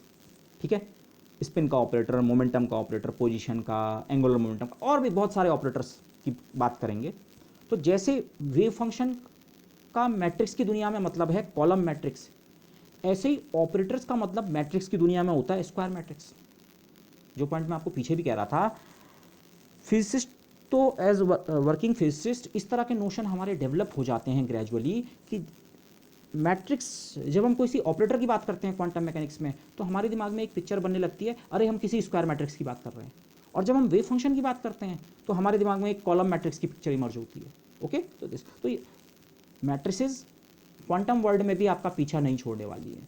तो it's better to get acquainted very very familiarly with matrices. Matrices के बारे में प्रॉपर नॉलेज आप गेन कर लें तो फिर यहाँ जो ये जिन फ्यूचर स्टडीज़ की मैं बात कर रहा हूँ ये आपके लिए बहुत बहुत बहुत ईजी हो जाएंगी। ओके, अगेन यहाँ पे भी फिर वही नोशन भी आता है। वैसे मैंने सिंपली, आप ये दिमाग में रखिए, वेव फंक्शन भी एक तरह की मैट्रिक्स होता है, कॉलम मैट्रिक्स होती है, लेकिन वो कॉलम मैट्रिक्स कभी कभी इनफाइनाइट डायमेंशनल भी हो सकता है। ऐसे ही क्वांटम में कुछ चीज़ आती हैं ऑपरेटर्स। ऑपरेटर्स भी मैट्रिसेस होती हैं, लेकिन उनकी मैट्रिसेस क्या होती हैं, n क्रॉस n, मतलब स्क्वायर मैट्रिसेस होती हैं। कॉलम मैट्रिक्स या रो मैट्रिक्स नहीं होती हैं, और n क्रॉस m की भी नहीं होती हैं। इसके रोज और कॉलम्स का नंबर बराबर होता है, स्क्वायर मैट्रिक्स होती हैं ऑपरेटर्स, स्क्वायर मैट्रिसेस। और अगेन कभी कभी इन स्क्वायर मैट्रिसेस का साइज इन्फिनिटी क्रॉस इन्फिनिटी भी हो सकता है। मैट्रिक्स तो स्क्वायर है लेकिन उसमें इनफाइनाइट नंबर ऑफ एंट्रीज हैं, रो में भी और कॉलम में भी। ओके, जैसे यहाँ था ये। तो क्वांटम में भी आपको क्वांटम भी आपको ढंग से सीखनी है तो मैट्रिसेस हैंडल करना और उनके नोशंस आपको पता होने चाहिए। ओके, फिर वहाँ पे जो पीछे मैं एक पॉइंट कह रहा था, सिमिलैरिटी ट्रांसफॉर्मेशन। सिमिलैरिटी ट्रांसफॉर्मेशन एक ऐसा टॉपिक है जो अगर आपने नहीं पढ़ा है पीछे तो अभी चिंता मत कीजिए, आपको इस कोर्स में पढ़ाया जाएगा ढंग से। बट वो एक इतना इंपॉर्टेंट नोशन है फिजिसिस्ट के लिए, इतनी जगह हम उसे यूज़ करते हैं। ओके, अच्छा, फिर आप फ्यूचर कोर्सेज में या इवन मैथमेटिक्स में आपने शायद थोड़ा बहुत ग्रुप थ्योरी अगर पढ़ा होगा। ग्रुप जो है मैथमेटिकली जब हम किसी ग्रुप को डिफाइन करते हैं तो ग्रुप के हम बेसिकली 4 एग्जाम्स लेते हैं कि जो सेट इन 4 एग्जाम्स को सेटिस्फाई करता है वो एक ग्रुप है। तो उस सेंस में, मैथमेटिकल सेंस में, प्योर मैथमेटिकल सेंस में ग्रुप हम कहते हैं एब्स्ट्रैक्ट होता है। ग्रुप जो है एब्स्ट्रैक्ट स्ट्रक्चर है। बेसिकली उसको ऐसे भी समझ सकते हैं, कोई ग्रुप को आप डिफाइन करना चाह रहे हैं तो अगर आप उसकी मल्टीप्लिकेशन टेबल दे दें या मल्टीप्लिकेशन का रूल आप ग्रुप में दे दें तो आपने ग्रुप को डिफाइन कर दिया। ओके, आप में से जिन्होंने ग्रुप थ्योरी नहीं पढ़ी है वो इस पर ज़्यादा वो ना करें, ठीक है, परेशान ना हो, ग्रेजुअली आप पढ़ेंगे। पर जो लोग ग्रुप थ्योरी स्टडी कर चुके हैं तो ग्रुप इस तरह का स्ट्रक्चर होता है मैथमेटिकली। लेकिन फिजिक्स में मोर ऑफन देन नॉट, ज़्यादातर सिचुएशंस में जो हम ग्रुप के जब हम जिसकी रिप्रेजेंटेशन की बात करते हैं, ग्रुप के एलिमेंट्स फिजिसिस्ट के लिए यूजुअली मैट्रिसेस होती हैं। हम एब्स्ट्रैक्ट ग्रुप के बजाय, मैथमेटिक्स के जो एब्स्ट्रैक्ट ग्रुप है उसके बजाय उसी ग्रुप को ज़्यादातर केस में मैट्रिसेस की तरह सोचते हैं, मैट्रिसेस की तरह यूज़ करते हैं। ओके, और इस चीज़ को वैसे टेक्निकली जिसे हम मैट्रिक्स ग्रुप कहते हैं, मतलब हम एब्स्ट्रैक्ट वाली अप्रोच के बजाय मैट्रिक्स की फॉर्म में ग्रुप के एलिमेंट्स को देखते हैं। तो अगेन ग्रुप थ्योरी आपसे आप अगर डील कर रहे हैं तो भी आपको मैट्रिसेस से रिलेटेड नॉलेज अच्छे से आना जरूरी है। ओके, जैसे ग्रुप्स की स्टडी में जो आप चीज़ पढ़ेंगे फ्यूचर में, फाइनाइट ग्रुप्स आपके पास होते हैं, क्रिस्टल सिमेट्रीज जो होती हैं, ठीक है, क्रिस्टल कोई क्रिस्टल है आपके पास और उसको आप एक डेफिनेट एंगल से रोटेट करें तो वो क्रिस्टल वैसे का वैसे ही दिखता है। तो इस चीज़ को हम फिजिक्स में कहते हैं सिमेट्री। तो सिमेट्री को डिस्क्राइब करने का जो टूल है फिजिक्स में वो इसेंशियली ग्रुप थ्योरी है। लेकिन अगेन आपको जो यहाँ से आइडिया कैरी करना है वो ये है, ग्रुप्स की भी जब हम स्टडी करते हैं, फिजिसिस्ट स्टडी करता है तो ग्रुप्स के बैकग्राउंड में हमारे लिए मतलब मैट्रिसेस की बात हो रही है। तो मतलब आप crystals, crystallography, solid state physics पढ़ रहे हैं तो वहाँ भी आपको मैट्रिसेस की जरूरत पड़ेगी। इसके अलावा फाइनाइट ग्रुप्स के बजाय और ज़्यादा इंपॉर्टेंट जो होते हैं, ठीक है, इनफाइनाइट कंटिन्यूस ग्रुप्स जिनको हम ली ग्रुप्स कहते हैं। ओके, जब आप एलिमेंट्री से मेरा मतलब ये नहीं है कि बहुत एलिमेंट्री वाली फिजिक्स, एलिमेंट्री से मेरा सेंस यहाँ पे था फंडामेंटल फिजिक्स। जब आप फंडामेंटल थ्योरेटिकल फिजिक्स को स्टडी करने जाते हैं तो फिर आपको एक दूसरी तरह के ग्रुप्स स्टडी करने पड़ते हैं। पर इन ग्रुप्स की स्टडी के लिए भी आप इन ग्रुप्स को हमेशा मैट्रिसेस की तरह सोचते हैं, हाँ इस ग्रुप के एलिमेंट्स कोई मैट्रिक्स है, कोई मैट्रिसेस हैं। तो अगेन यहाँ भी आप फंडामेंटल थ्योरेटिकल फिजिक्स में जाएंगे तो वहाँ भी आपको बार बार वर्कआउट करने के लिए मैट्रिसेस से वर्कआउट करना पड़ेगा। तो मैट्रिक्स एक ऐसा स्ट्रक्चर है, मैं उसे स्ट्रक्चर कह रहा हूँ, एक ऐसा स्ट्रक्चर है जो आपको फिजिक्स में बार बार डील करना पड़ता है, आप उसको अवॉइड नहीं कर सकते हैं। तो अवॉइड नहीं कर सकते हैं, इसीलिए ये मैथमेटिकल फिजिक्स के कोर्स में शामिल किया गया है। आप इस टूल को अच्छे से सीख लें और फिर जहाँ जहाँ फ्यूचर में या आपके करंट कोर्स में भी जहाँ जहाँ इसकी ज़रूरत पड़नी है उसे आप स्मूथली यूज़ कर सकें। So this is the idea, okay. और फिर आप ली ग्रुप के साथ हो सकता है कहीं पे आप पे थोड़ा ली अलजेब्रा का नोशन भी आए, जैसे जो एमएससी के स्टूडेंट्स हैं, very soon in the coming semesters हम क्वांटम मैकेनिक्स में जब रोटेशन को डिस्क्राइब करते हैं, ओके, तो वहाँ पे आपके ये सारे नोशंस आएंगे। फिर आप थोड़ा सी पार्टिकल फिजिक्स जब आपने अपने एडवांस सेमेस्टर्स में आप स्टडी करेंगे तो वहाँ पे आप बात करते हैं SU2 group, SU3 group, U1 groups. तो अगेन ये ग्रुप जो भी है, चाहे आप फाइनाइट ग्रुप सॉलिड स्टेट में पढ़ रहे हैं या इनफाइनाइट ग्रुप्स की स्टडी कर रहे हैं, माना क्वांटम मैकेनिक्स में रोटेशन को डिस्क्राइब करने के लिए या पार्टिकल फिजिक्स में, या और भी बहुत सारी चीज़ें हो सकती हैं, तो इन सब जगह आपको मैट्रिक्स इस्तेमाल करनी ही पड़ेगी। पॉली एक्सक्लूजन प्रिंसिपल आपने पढ़ा होगा, ओके, वो आप डेफिनेशन वाइज बहुत पहले से पढ़ते हैं। रफली इसको ऐसा कह सकते हैं, क्वांटम मैकेनिक्स में स्पिन को डिस्क्राइब करने के लिए भी हम मैट्रिसेस का इस्तेमाल करते हैं, और वो तीन बहुत पॉपुलर मैट्रिसेस हैं जिनको हम तीन सिग्मा मैट्रिसेस कहते हैं, सिग्मा 1, सिग्मा 2, सिग्मा 3। ये पॉली मैट्रिसेस तो जब आप फंडामेंटल फिजिक्स पढ़ने जाएंगे इन सारे नोशंस में, बार बार एक बार आप एक पर्टिकुलर लेवल से ऊपर आ गए, जब पॉसिबली लेट मी से जब आप अपने पीजी स्टडीज़ में आ जाएंगे, तो ये जो मैट्रिसेस हैं इनसे तो आपकी मुलाकात इतने डिफरेंट सिनेरियोज में होंगी कि आप खुद आश्चर्यचकित रह जाएंगे। पॉली मैट्रिसेस जो हैं, ओके, ये बार बार आपको इनकाउंटर होती रहेंगी। 2 डायमेंशनल रोटेशन, आप XY प्लेन में हैं और आपने कोऑर्डिनेट सिस्टम को रोटेट कर दिया, XY के बजाय x को थीटा एंगल रोटेट करके x डैश और y को भी थीटा एंगल रोटेट करके y डैश। तो इस प्रोसेस से जो वेक्टर्स पे फर्क पड़ता है उसको जो हम मैथमेटिकली डिस्क्राइब करते हैं 2D रोटेशन मैट्रिक्स। अगर आप इस कंसेप्ट से फेमिलियर नहीं है, मैं एक आध एक्स्ट्रा लेक्चर लेके इनको वो करूँगा, बट ये मैट्रिक्स भी फिजिसिस्ट बार बार इस मैट्रिक्स को इनकाउंटर करता है, 2D रोटेशन मैट्रिक्स। और फिर इसी का जनरलाइजेशन आप 3 डायमेंशन में भी करते हैं। 3 डायमेंशनल स्पेस है, आपके पास 3 एक्सिस है, XYZ। ओरिजिन को फिक्स रखते हुए अगर आपने कोऑर्डिनेट सिस्टम को रोटेट कर दिया तो उसकी जो मैट्रिक्स बनती है, उसका जो मैथमेटिकल डिस्क्रिप्शन है वो एक 3x3 स्क्वायर मैट्रिक्स से होता है। अब वो 3x3 स्क्वायर मैट्रिक्स कई अलग अलग पैरामीटराइजेशन हो सकते हैं उसके, इसको छोड़ दीजिए, बट पॉइंट ये है, इस तरह की फिजिक्स को जब आप स्टडी करने जाते हैं, solid state, quantum mechanics, elementary physics, particle physics, rotations, ordinary vector का रोटेशंस आप स्टडी कर रहे हैं, 2 डायमेंशन, 3 डायमेंशन, सब जगह मैट्रिसेस आपको यूज करनी पड़ती हैं, okay. This even relativistic quantum mechanics जो है, आप पीजी स्टडीज़ में, हायर स्टडीज़ में आप पढ़ेंगे अपने 3rd और 4th सेमेस्टर्स में, डिराक इक्वेशन आती है एक, ओके। इसे आप सोच सकते हैं ये श्रोडिंगर इक्वेशन का इंप्रूवमेंट है। श्रोडिंगर इक्वेशन आप सबने सुना होगा, तो श्रोडिंगर वेव इक्वेशन का इंप्रूवमेंट है डिराक इक्वेशन। तो डिराक इक्वेशन जो है एक्चुअली उसका मैट्रिक्स स्ट्रक्चर होता है, उसको मैट्रिक्स की फॉर्म में लिखा जाता है। एक पॉइंट और ध्यान रखिए, देखिए इसको रिवर्स में भी सोचिए, यहाँ पे ये मैट्रिक्स में अगर एक कोई चीज़ लिखी हुई है, कोई इक्वेशन है, तो आप इसे हमेशा ऐसा लिख सकते हैं। आप मैट्रिक्स की लैंग्वेज में जो भी चीज़ लिखी है आप उसे हमेशा विदाउट यूजिंग मैट्रिसेस वैसे लिख सकते हैं, बट अगर आप मैट्रिसेस को फिजिसिस्ट व्यू पॉइंट से देखें, अपने आप सोचें ये एक मैट्रिक्स है, इसकी अपनी एक लाइफ है, और इस मैट्रिक्स की अपनी एक लाइफ है, और इस मैट्रिक्स की अपनी एक लाइफ है, तो चीज़ें समझना आसान हो जाता है। अदरवाइज जो चीज़ आप मैट्रिक्स लैंग्वेज में लिख रहे हैं उसे आप बिना मैट्रिक्स के भी लिख सकते हैं। यही आइडिया एक्चुअली यहाँ पे भी आता है। डिराक इक्वेशन जब हम मैट्रिक्स फॉर्म में लिखते हैं तो बड़ी सिंपल सी इक्वेशन बनती है, और आप बिना मैट्रिक्स यूज़ किए भी उस इक्वेशन को लिख सकते हैं, लेकिन तब वो बहुत कॉम्प्लिकेटेड सी इक्वेशन आपकी दिखती है, ओके। तो इंटरप्रेट करने में हमें सुविधा होती है चीज़ों को, अगर हम उन्हें मैट्रिक्स के फॉर्म में लिख सकें, ओके। तो ये चीज़ हम बार बार करते हैं, तो ये बहुत एडवांस टॉपिक्स में भी आपको ये यूज़ करना पड़ता है, okay. Even special theory of relativity आपने जो पढ़ी है पिछले सेमेस्टर्स में, ओके, हो सकता है वहाँ पे टाइम कंस्ट्रेंट के कारण हम इसे बहुत डिस्कस नहीं कर पाए, तो इसको भी हम कवर करेंगे। Even special theory of relativity जो है, इसको अगर आप प्रॉपरली ट्रीट करना चाहते हैं, वैसे तो आप बिना मैट्रिक्स की लैंग्वेज के special theory of relativity, Lorentz transformation वगैरह लिख के काम चला सकते हैं, बट अगर आप थोड़ा अच्छे से उसके स्ट्रक्चर को समझना चाह रहे हैं, ओके, तो वहाँ पे भी हम मैट्रिक्स की लैंग्वेज यूज़ करते हैं। आप में से जो चीज़ इस चीज़ को जानते हैं ठीक है, जो नहीं जानते हैं उनको बाद में बताया जाएगा। एक्स म्यू जो 4 वेक्टर है, लॉरेंस ट्रांसफॉर्मेशन के बाद माना वो एक्स डैश म्यू में कन्वर्ट हो गया, तो एक्स डैश म्यू और एक्स न्यू का रिलेशन कुछ इस तरह का होता है लैम्डा में।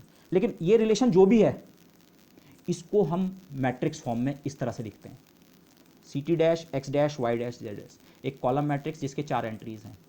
सी तो कांस्टेंट है, T dash X dash Y dash Z dash, मतलब लॉरेंस ट्रांसफॉर्मेशन के बाद जो इनिशियली जो वैल्यूज टी एक्स और वाई और जेड थी वो किस तरह से ट्रांसफॉर्म हुई, उसका जो ट्रांसफॉर्मेशन लॉ है वो भी बेसिकली अगर देखें एक मैट्रिक्स मल्टीप्लिकेशन है।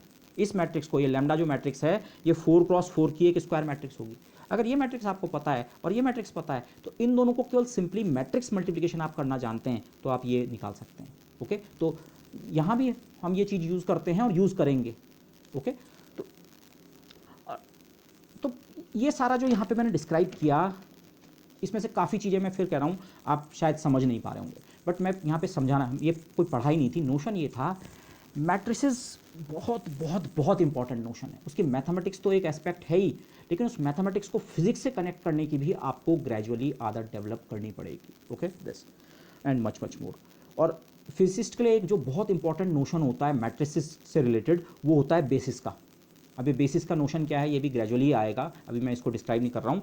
बट जो मैंने पीछे एक बात की थी सिमिलरिटी ट्रांसफॉर्मेशन, आप में से जो लोग सिमिलरिटी ट्रांसफॉर्मेशन जानते हैं वो जानते हैं अगर आपके पास कोई स्क्वायर मैट्रिक्स है एक्स, तो आप उसको किसी पर्टिकुलर मैट्रिक्स डी और डी इनवर्स से अगर मल्टीप्लाई करें इस तरीके से, again square matrix square matrix square matrix, तो फिर हो सकता है ये जो फाइनल मैट्रिक्स है, 3 मैट्रिक्स का प्रोडक्ट करके जो फाइनल मैट्रिक्स बनी, ये मैट्रिक्स हो सकता है डायगोनल हो।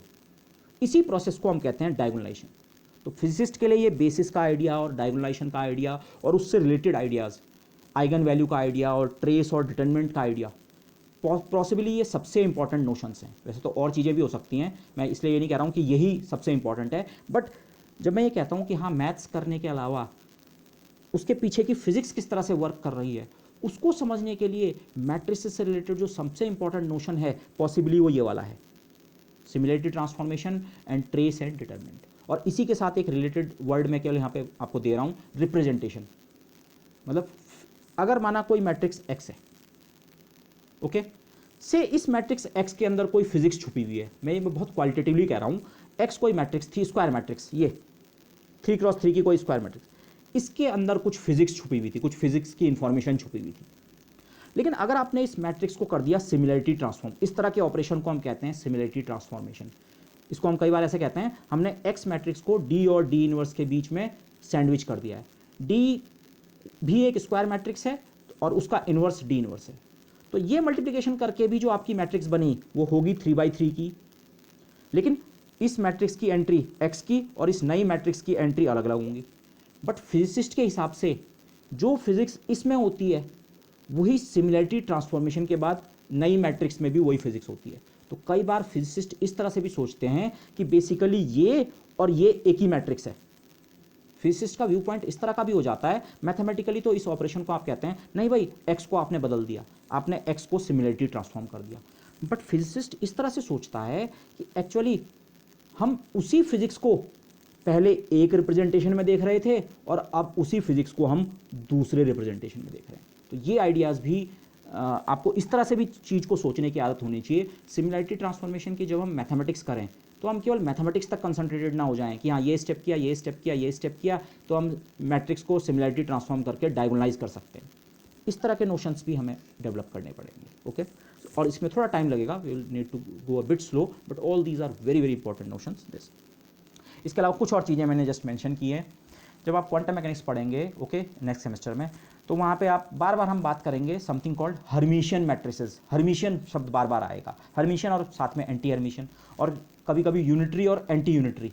ओके, ये सारे नोशंस भी आप मैट्रिक्स की दुनिया में बड़े आराम से समझ सकते हैं। मैट्रिसेस में हम बात करते हैं हर्मिशियन मैट्रिक्स की, हम बात करते हैं एंटी हर्मिशियन मैट्रिक्स की, हम बात करते हैं यूनिटरी मैट्रिक्स की, हम बात करते हैं एंटी यूनिटरी मैट्रिक्स की। तो अगर आप मैट्रिसेस के वर्ल्ड में भी इस चीज़ को समझ जाएंगे तो क्वांटम मैकेनिक्स में इन आइडियाज़ को समझने में आपको मदद मिलेगी। ओके, और इन जनरल हमारी मैट्रिक्स की एंट्रीज रियल भी हो सकती हैं और कॉम्प्लेक्स भी हो सकती हैं।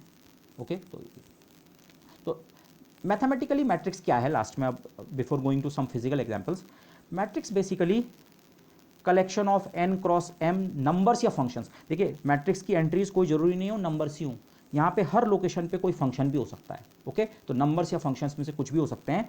Collection of n cross m numbers या फंक्शंस, और वो नंबर्स और फंक्शंस जो हैं आपके वो रियल भी हो सकते हैं और कॉम्प्लेक्स भी हो सकते हैं। This R stands for real, this C for complex. तो रियल या कॉम्प्लेक्स टाइप के नंबर्स या फंक्शंस का अगर आप एक ग्रिड पैटर्न में अरेंज कर दें, ग्रिड पैटर्न मतलब n रोज और m कॉलम्स में, तो वो एक मैट्रिक्स है। बट आपको केवल इतना नहीं सोचना है, पॉइंट ये है आपको केवल मैट्रिक्स को हमेशा इतना नहीं सोचना है, हाँ कुछ ये लिखे हुए एलिमेंट्स, कुछ दूसरी रो में, कुछ तीसरी में। उन एलिमेंट्स को या ओवरऑल उस मैट्रिक्स को आपको एक फिजिसिस्ट व्यू पॉइंट से आपको स्ट्रक्चर की तरह देखना है। ये जो पूरा स्ट्रक्चर है ये क्या फिजिकल इंफॉर्मेशन कैरी कर रहा है। ओके, और ये नोशन एक दिन में डेवलप नहीं होगा, but gradually as we work with matrices in physics तो ये नोशंस आपके इस्टेब्लिश होंगे। अच्छा, एक छोटा सी एग्जांपल मैं आपको लेना चाहूँगा। ये एक ऐसा नॉलेज है जो आप पीछे से जानते हैं, but let's try to see. Mathematics versus physics मैंने लिखा है। Okay, this is not the rivalry of mathematics and physics. The notion is, जो मैं कह रहा हूँ, मैथमेटिक्स करने के अलावा आपको फिजिकल व्यू पॉइंट से उसमें क्या देखना चाहिए, इसका एक ये एग्जाम्पल की तरह है। और ये मैंने कुछ हद तक मैट्रिसेस वाला ही एग्जाम्पल लिया है। ओके, माना आपके पास होमोजीनियस इक्वेशन इन 2 वेरिएबल्स हैं, आपके पास x और y 2 वेरिएबल्स हैं। x को आपने किसी नंबर से कांस्टेंट a से मल्टीप्लाई किया, y को b से, x को c से, d से, और राइट हैंड साइड में आपको 0 मिल रहा है दोनों केस में। मतलब आपको 2 इक्वेशन दे रखी हैं, ax plus B Y equal to 0, C x plus D Y equal to 0। A B C D सब आपको पता है, और माना हमारे लिए ये सारे रियल है। ठीक है, माना हो सकता है x plus Y equal to 0, 7x plus 9y equal to 0। Right hand side में 0 है, इसलिए इन इक्वेशंस को हम कह रहे हैं होमोजीनियस। ठीक, अब ये तो मैथमेटिक्स के हिसाब से ये इक्वेशन दिख रही है, but as a working physicist आपको ग्रेजुअली इस तरह से भी इन्हें सोचने की आदत होनी चाहिए। एक्चुअली हम 2 डायमेंशनल वर्ल्ड में हैं, X Y 2 dimensional world. 2 dimensional world क्यों? एक्स वाई, ये वैसे ज्योमेट्रिकल सेंस है, बट मैं इसे फिजिकल सेंस भी कह रहा हूँ, इस तरह से भी। और अगर माना 3 वेरिएबल्स होते और 3 इक्वेशन होती तो आप सोचते हम एक 3 डायमेंशनल वर्ल्ड में है, एक्स वाई जेड वाले में। Okay, this. अच्छा, अब जैसे ये इक्वेशंस हैं, तो इन इक्वेशंस को आप मैट्रिक्स फॉर्म में ऐसे लिखते हैं, A B C D coefficients की एक मैट्रिक्स बनाई और अननोन्स की एक मैट्रिक्स बनाई इक्वल टू 0। ओके, क्योंकि a into x plus b into y, जब ये हम 0 लिखते हैं, यहाँ पे एक चीज़ ध्यान रखें, राइट हैंड साइड में ये 0 जो है इसका असल में मतलब ये है नल मैट्रिक्स। Okay, this. तो अगर इस पहली मैट्रिक्स का नाम मैं सी रखूँ, कोफिशिएंट मैट्रिक्स का, और इस मैट्रिक्स का नाम कैपिटल एक्स रखूँ, तो ये जो इक्वेशन का सेट है मैं इसे शॉर्ट हैंड में ऐसे लिख सकता हूँ, सी इंटू एक्स बराबर 0। ओके, ये 0 अगेन ये नल, जिसे हम नल मैट्रिक्स कहते हैं, वो है c coefficient matrix. A B C d आपको दे रखे हैं, तो ये मैट्रिक्स आपको पता है, सी मैट्रिक्स पता है। एक्स मतलब एक्स वाई, ये अननोन है, ये आपको निकालना है। ये एक्स मैट्रिक्स आपको पता करनी है। मैट्रिक्स की लैंग्वेज में ये मैट्रिक्स गिवन है, ये मैट्रिक्स का एक भी एलिमेंट नहीं पता है, उनका हमने नाम एक्स वाई रखा हुआ है, पर उनकी वैल्यू नहीं पता है। और राइट हैंड साइड में नल मैट्रिक्स है, इसकी सारी एंट्री 0 है, कॉलम मैट्रिक्स है 0। ये तो ये जो होमोजेनियस इक्वेशन थी मैट्रिक्स लैंग्वेज में आपने ऐसा लिखा।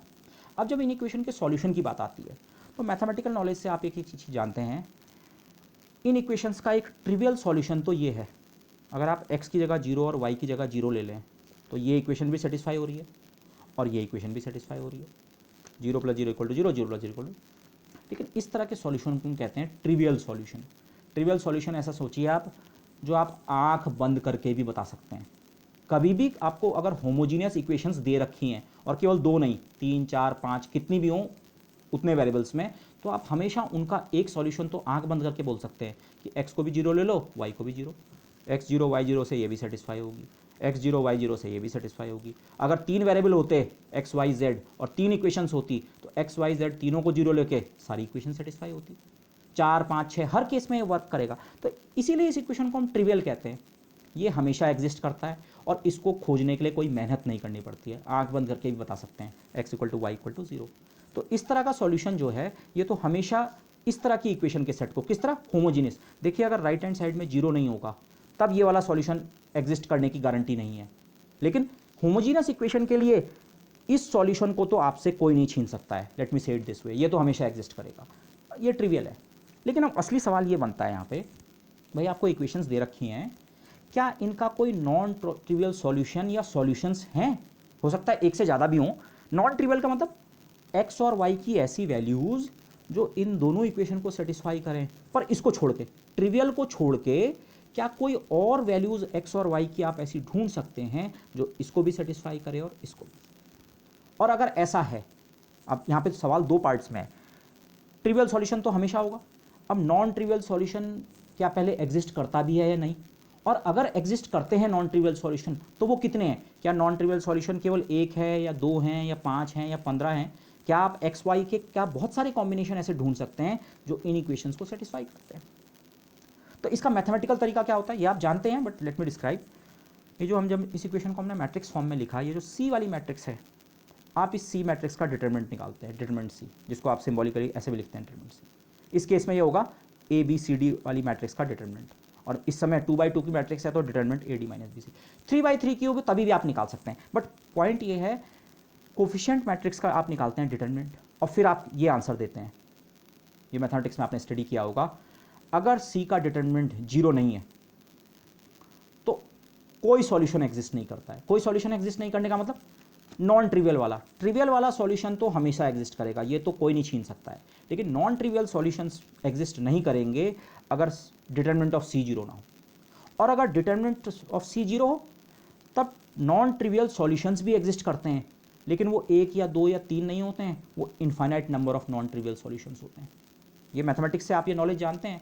अगर होमोजेनियस इक्वेशंस का सेट है तो उसके ट्रिवियल सॉल्यूशन हमेशा होगा।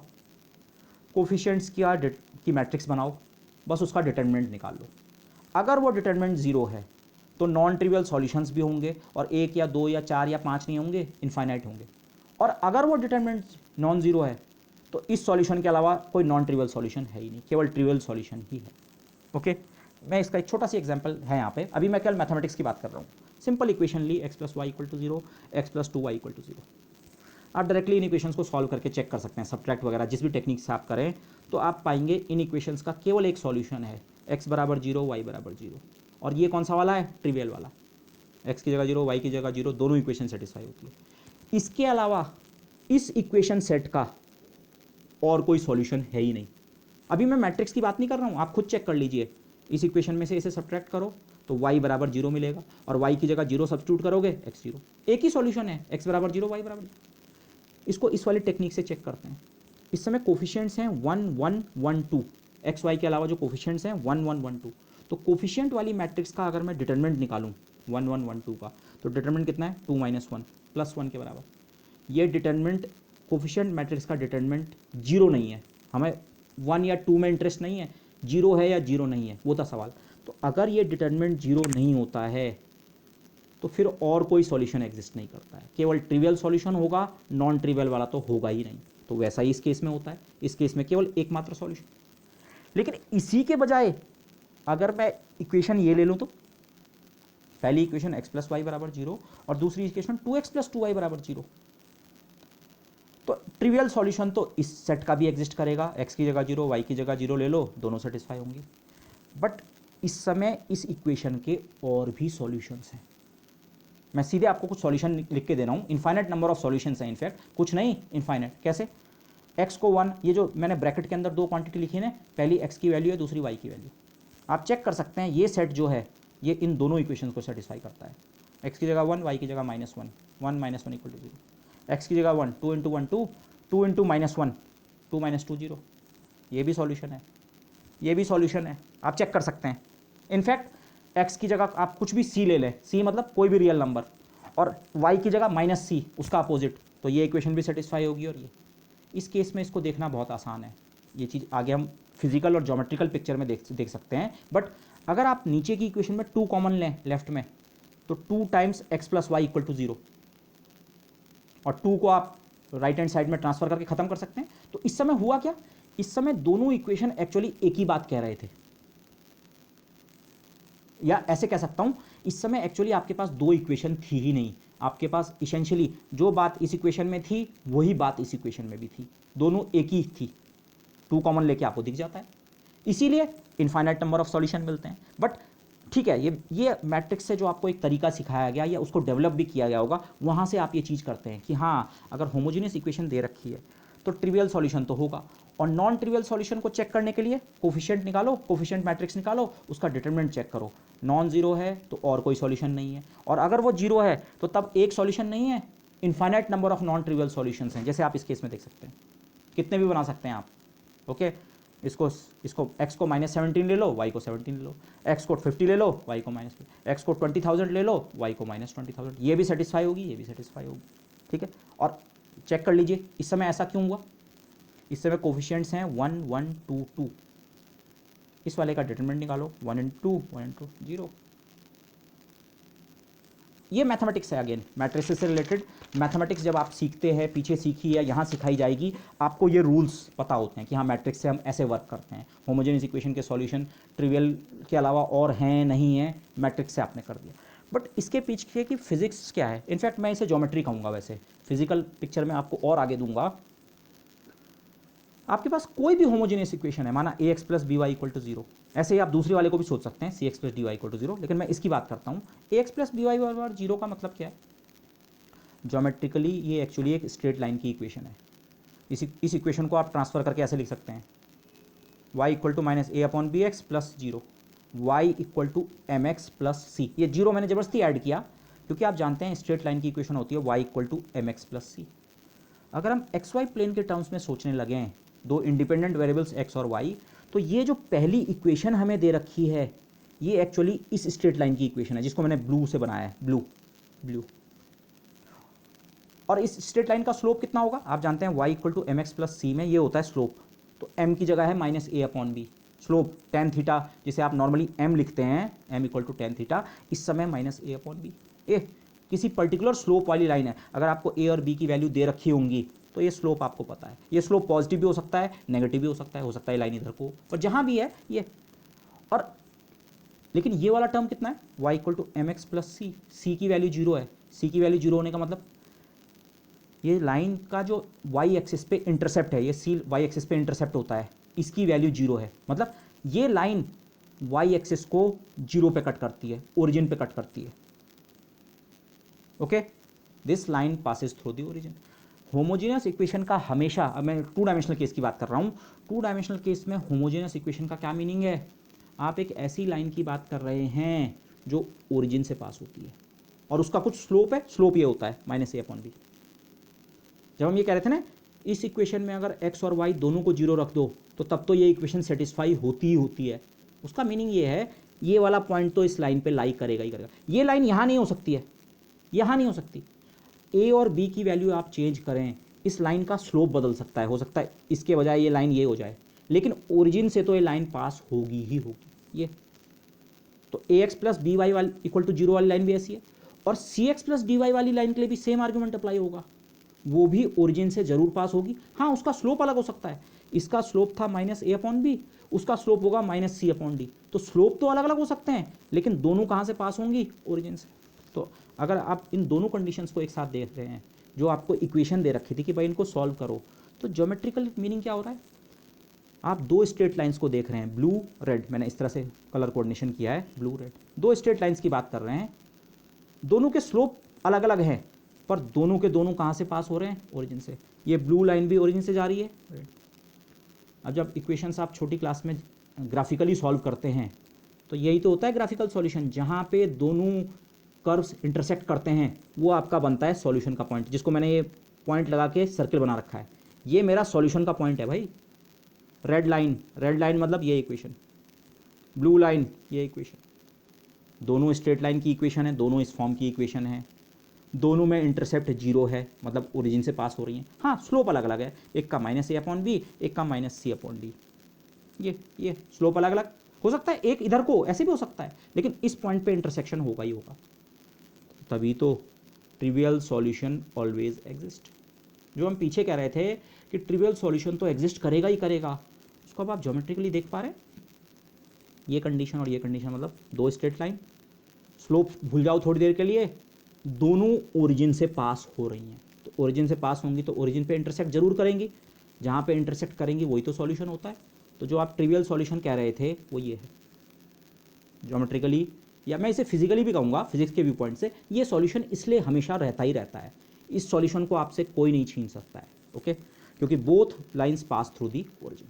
अच्छा, अब फिर सवाल, लेकिन हमारा मेन सवाल इससे आगे था।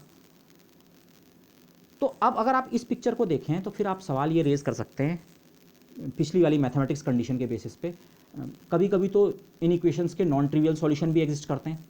तो फिर नॉन ट्रिवियल सॉल्यूशन कैसे हो सकते हैं? सॉल्यूशन का मतलब दोनों का इंटरसेक्शन होना चाहिए। अब इंटरसेक्शन का पॉइंट तो एक ही दिख रहा है इस फिगर में, तो मतलब केवल हमेशा एक ही सॉल्यूशन होना चाहिए। कौन सा? x बराबर 0 y बराबर 0 वाला।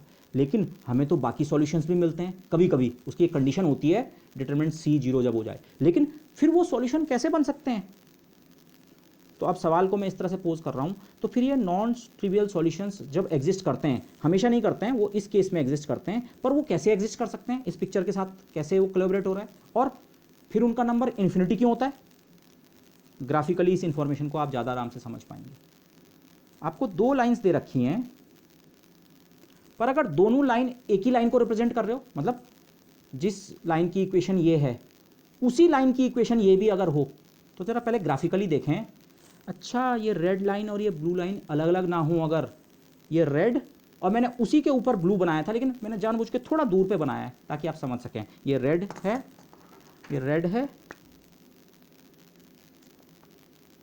और ये ब्लू।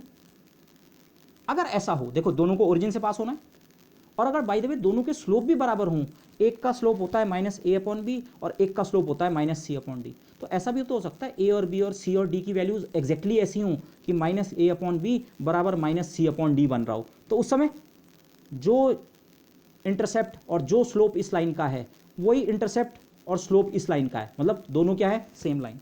तो अगर एक लाइन ये रेड और एक लाइन ये ब्लू, अब आप प्लॉट करने के हिसाब से सोचो, तो अब ये पहले तो ये था केस स्लोप जब अलग अलग था, अब स्लोप अगर सेम है तो इनके इंटरसेक्शन का पॉइंट केवल ये थोड़ी है, ये तो यहाँ पे भी इंटरसेक्ट कर रहे हैं, ओरिजिन पे भी 0 0 पे भी, और यहाँ पे भी इंटरसेक्ट कर रहे हैं और यहाँ पे भी। और आप दोनों लाइन्स अगर कॉमन हैं तो अब आपको एक ही लाइन सोचना चाहिए, उस लाइन के किसी भी पॉइंट को आप उनका इंटरसेक्शन का पॉइंट मान सकते हैं। और इंटरसेक्शन के पॉइंट का मतलब सॉल्यूशन। ये पॉइंट भी एक सॉल्यूशन है, और ये भी और ये भी और ये भी और ये भी और ये भी और पीछे वाले भी। तो टोटल नंबर ऑफ सॉल्यूशन कितने हो गए? इन्फिनिटी। लेकिन ऐसा होगा कब? इस केस में स्लोप्स अलग अलग हैं तब तो एक ही सॉल्यूशन होगा, पर स्लोप्स अगर बराबर हैं तो ट्रिवियल के अलावा और सॉल्यूशन भी हैं, और कितने हैं? इनफाइनाइट। उसकी कंडीशन क्या है? स्लोप क्या होने चाहिए? बराबर। If both represent the same line, both से मेरा मतलब है ये, अगर ये दोनों इक्वेशन असल में एक ही लाइन की बात कर रहे हैं तो तब नॉन ट्रिवियल सॉल्यूशन एग्जिस्ट करेंगे। इस ओरिजिन के अलावा ये भी सॉल्यूशन है, ये भी है, ये सारे सॉल्यूशंस हैं। और कितने हैं वो? 1 2 3 नहीं है, इन्फिनिटी है। और मैथमेटिकली वो कंडीशन अब आप लिख सकते हैं। अच्छा, सेम लाइन कैसे बनेंगी? स्लोप बराबर होने चाहिए। इस लाइन का स्लोप है -a/b, सिमिलरली इसका स्लोप है -c/d। ज्योमेट्री से अगर हम आ रहे हैं तो नॉन ट्रिवियल सॉल्यूशन एग्जिस्ट करने की कंडीशन ये हो गई। दिस इज द कंडीशन कि हाँ, ओरिजिन पे के अलावा हर जगह उनका इंटरसेक्शन हो रहा है, पूरी लाइन, एक लाइन दूसरे से ओवरलैप कर रही है, तो हर पॉइंट इंटरसेक्शन का पॉइंट है। इनफाइनाइट नंबर ऑफ सॉल्यूशंस हैं ये, जो मैंने इस एग्जांपल में लिखे थे ना, 1 - 1 2 - 2 दे 1 - 1 हो सकता है ये वाला पॉइंट हो, वैसे 1 - 1 ये नहीं होगा, इधर होगा, मैंने दूसरा होता है, पर हर एक पॉइंट एक सॉल्यूशन है। और इस कंडीशन को अगर आप क्रॉस मल्टीप्लाई करके लिखें तो -AD = -BC, और AD वाले टर्म को ट्रांसफर करो। Non trivial solution infinite number exist कर सकते हैं, बशर्ते ये होल्ड करे या ये होल्ड करे, एक ही बात है। अब ये चीज़ क्या है? जो मेरी कोफिशिएंट मैट्रिक्स थी, इसका डिटरमिनेंट कितना था? AD - BC। जो चीज़ आप पीछे ऐसे कहते थे कि नॉन ट्रिवियल सॉल्यूशंस हो सकते हैं और इनफाइनाइट नंबर होंगे अगर ये डिटरमिनेंट 0 हो, वही कंडीशन तो यहाँ ये भी। अब की बार हमने इसे ज्योमेट्रिकली देखा, लेकिन वही नोशन है जो मैट्रिक्स में आपने इस तरह से डिस्क्राइब किया कि ये। So in this case each point on the line, अब मैं लाइंस नहीं बोल रहा हूँ क्योंकि दोनों लाइन बेसिकली एक ही लाइन है, तो उस लाइन के हर एक पॉइंट को आप सॉल्यूशन मान सकते हैं। Okay, there is just one line now, तो each point on that line is a solution. और जब determinant of C non zero हो, माना ये डिटरमिनेंट नॉन जीरो के बराबर है, तो मतलब इसका और इसका स्लोप बराबर नहीं है, तो लाइंस तो दो हैं और ओरिजिन से पास हो रही हैं, बट उसके अलावा स्लोप मैच नहीं कर रहा है, तो फिर उस केस में केवल एक इंटरसेक्शन पॉइंट, एक सॉल्यूशन। तो ट्रिवियल सॉल्यूशन हमेशा एग्जिस्ट करता है, नॉन ट्रिवियल कब एग्जिस्ट करेगा? ये इस तरह से सोचिए एक साथ। और इसकी कंडीशन स्लोप्स के टर्म में ये और डिटर्मिनेंट के टर्म में ये, दोनों एक ही बात है। A D minus B C को जीरो होना है, A D minus B C को जीरो होना है। ओके, तो जो चीज़ हमने मैट्रिसेस में उस तरह से डिस्क्राइब की, मैट्रिक्स मेथड, आप ये वाला मेथड कभी नहीं करेंगे, आप मेथड ऐसे नहीं करते हैं, आप मेथड ऐसे ही करते हैं, आप डिटर्मिनेंट को चेक करते हैं। बट अब आप कनेक्शन आपको ये अपने दिमाग में बनाने हैं, अच्छा ये डिटर्मिनेंट इक्वल टू जीरो या नॉन जीरो की कंडीशन क्यों चेक की। वो condition basically two dimensional case में भी अगर आप याद कर लें, टू डायमेंशनल केस में वो इस सिचुएशन को चेक कर रही है एक्चुअली, क्या दोनों लाइनें अलग अलग हैं कि दोनों लाइनें एक ही है, बस यही है बात। ओके, तो यही डिफरेंस है just doing mathematics and thinking beyond that. केवल मैथमेटिक्स करना, आपने ये कर लिया, ठीक है, मैथमेटिकली आपका आंसर निकल आ गया कि हाँ ट्रिवियल सॉल्यूशन है या नॉन ट्रिवियल है और क्या क्या है, बट वो मैथमेटिक्स क्यों वर्क करती है ये समझने को ही मैं फिजिक्स कह रहा हूँ। अब इस समय वैसे प्योरली फिजिक्स नहीं थी, ये मैंने ज्योमेट्रिकल आर्गूमेंट दिया था, बट स्टिल इसको हम फिजिकल आर्गूमेंट कई बार कह देते हैं। ओके दिस, अच्छा अब मैं आपको एक्चुअली एक real physical, much more physical argument, real तो नहीं बोलना चाहिए, ठीक है, another way of thinking which is an almost purely physical view point, इसको समझने की कोशिश कीजिए। उसी चीज़ को एक फिजिसिस्ट या फिजिक्स का स्टूडेंट किस तरह से देख सकता है।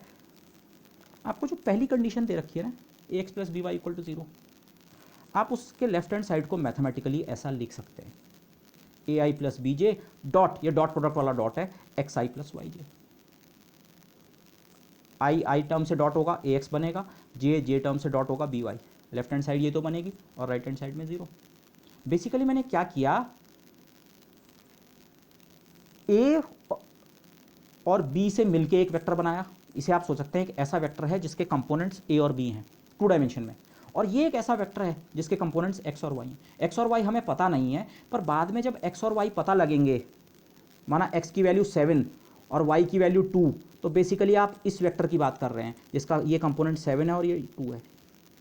ऐसे ए और बी तो आपको पहले से दे रखे हैं, ये तो सवाल में दे रखे हैं, माना ए बराबर -1 है और बी बराबर 2 है, तो ए बराबर -1, बी बराबर 2, ये आप इस वाले वेक्टर की बात कर रहे हैं।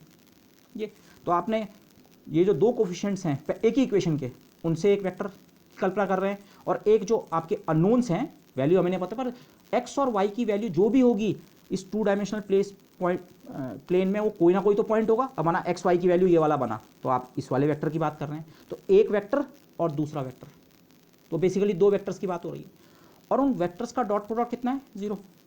इस वेक्टर का नाम मैं m रख रहा हूँ और इस वेक्टर का नाम x, अननोन से मिलके जो वेक्टर बना है वो x है, और जो ये कोफिशिएंट्स a और b वालों से जो वेक्टर बना है वो है m, तो m डॉट x बराबर 0। ये पहली इक्वेशन को आप ऐसे समझ सकते हैं, और यहाँ पे मैंने जस्ट कंप्लीटनेस के लिए मैट्रिक्स फॉर्म में लिखी है इसकी, ठीक है, इसकी ज़रूरत नहीं है, इसमें आप ना जाएँ। ओके, ऐसे ही जो दूसरी इक्वेशन है c x plus D Y equal to 0, इसको आप ऐसे लिख सकते हैं सी आई प्लस डी जे, और ये यही है x i plus y j equal to 0। तो माना इस वेक्टर का नाम मैं रखता हूं n, और ये वाला फिर से हमारा वो x वेक्टर है। देखिए यहाँ पे 3 वेक्टर्स आ गए, इन इक्वेशंस को मैंने 3 वेक्टर्स की मदद से लिख दिया और उनके डॉट प्रोडक्ट की मदद से, m dot x equal to 0, n dot x equal to 0। x unknown है, x वेक्टर तब पता लगेगा जब स्मॉल x और स्मॉल y की वैल्यू पता लग जाएगी, या रिवर्स में सोचें, स्मॉल x और y पता लग जाएगा तो ये वेक्टर x पता लग जाएगा। जबकि m और n क्या है, m है a और b से मिलके जो वेक्टर बनता है, इस फॉर्म में मतलब मिलके आप समझ रहे होंगे, और n c और d से मिलके जो बनता है, तो ये, तो इन इक्वेशंस को इस फॉर्म में लिखा। अच्छा, अब आप एक और नॉलेज जानते हैं, जनरल अगर आपके पास कोई दो वेक्टर्स हैं a और b, और आपको दे रखा है a और b का डॉट प्रोडक्ट है 0, और साथ में ये भी बता रखा है कि वेक्टर a नल वेक्टर नहीं है, मतलब वेक्टर a की लेंथ 0 नहीं है, तो फिर आपको पता है कि a डॉट b 0 होने की दो कंडीशन होती हैं, या तो वेक्टर b नल वेक्टर हो, खुद 0 हो, क्योंकि आप जानते हैं a डॉट b होता है ए बी कॉस थीटा। अब आपको दे रखा है a का मैग्नीट्यूड 0 नहीं है, a नॉन 0 है, तो फिर अगर ये डॉट प्रोडक्ट 0 बन रहा है तो इसका मतलब या तो b 0 होगा, b की लेंथ 0 होगी, b नल वेक्टर होगा, या कॉस से आपको 0 मिल रहा होगा। कॉस से 0 कब मिलता है, कॉस 90, a और b के बीच का एंगल कितना हो, 90। a डॉट b अगर 0 है और a नॉन 0 आपको बता रखा है, तो फिर इस डॉट प्रोडक्ट के 0 होने के दो ही तरीके होते हैं, या तो b 0 हो या a और b आपस में क्या हो, परपेंडिकुलर। b 0 होने का मतलब b नल वेक्टर। तो ये क्राइटेरिया जरा इस पे अप्लाई करें तो a डॉट b की जगह m डॉट x क्या है, 0, और आपको ये पता है m 0 नहीं है, m बनता है a और b कोफिशिएंट से, ये कोफिशिएंट्स जीरो नहीं है। अगर ये दोनों कोफिशिएंट माना जीरो हैं तो तब तो ये इक्वेशन आपको दे ही नहीं रखी है। ए और बी जीरो नहीं हो सकते, एक्स वाई तो जीरो हो सकते हैं पर ए और बी जीरो नहीं हो सकते। अगर ए और बी जीरो दे रखे हैं तो तब तो जो आपको शुरुआत में इक्वेशन दी है zero plus zero equal to zero, दो वेरिएबल्स तो है ही नहीं आपके पास, इवन एक भी वेरिएबल नहीं है, इक्वेशन ही नहीं है, तो इसलिए ए और बी जीरो नहीं है। ए और बी जीरो नहीं होने का मतलब एम जीरो नहीं है। तो अगर एम जीरो नहीं है और एम डॉट एक्स जीरो है तो इसका मतलब या तो एक्स वाला वेक्टर नल वेक्टर है या फिर एम और एक्स आपस में क्या है 90 डिग्री पे है, ये वाला आइडिया। अब मैंने इसे ब्लू से वो किया है, ओके, एक ब्लू, ये ब्लू इन्फॉर्मेशन है, इसको आगे यूज़ करेंगे। और similarly n dot x, second equation कह रही है एन डॉट एक्स जीरो होना चाहिए और एन फिर से जीरो नहीं है, एन बनता है सी और डी से, तो सी और डी दोनों के दोनों एक साथ जीरो नहीं हो सकते हैं। किसी पर्टिकुलर केस में आपको ऐसी इक्वेशन दी हो सकती है सी वन हो और डी जीरो, एक तो जीरो हो सकता है पर मिला के ये पूरा वेक्टर जीरो वेक्टर नहीं है, एन जो वेक्टर है। तो अगर एन भी जीरो नहीं है और एन डॉट एक्स जीरो है तो मतलब एक्स या तो जीरो होगा या एक्स एन के साथ क्या होगा परपेंडिकुलर। अब ये जो दो केसेस हैं इनको मिला के मैं कंडीशन वन कह रहा हूँ, ठीक है, ये दोनों, वैसे ये दो कंडीशंस हैं पर ये कंडीशन वन है। पहली इक्वेशन सेटिस्फाई होने का ज्योमेट्रिकल मीनिंग है या तो एक्स जीरो हो या ये हो, और सेकंड कंडीशन सेटिस्फाई होने का या सेकंड इक्वेशन सेटिस्फाई होने का। अब अगर दोनों इक्वेशन हमें एक साथ दे रखी हैं, ये भी होना चाहिए ये भी, जिसे आप कहते हैं साइमल्टेनियस इक्वेशन, एक साथ ये दोनों इक्वेशन सेटिस्फाई करनी है, तो मतलब ये कंडीशंस और ये कंडीशंस एक साथ सेटिस्फाई होनी चाहिए, ये और ये एक साथ सेटिस्फाई होनी चाहिए, ओके। तो आप देखिए x अगर जीरो के बराबर हो जाए तो ये कंडीशन भी फुलफिल होती है और x इक्वल टू जीरो से ये कंडीशन भी फुलफिल होती है। अगर x एक नल वेक्टर है तो वो m डॉट एक्स को भी जीरो बना देगा और n डॉट एक्स को भी क्या बना देगा जीरो।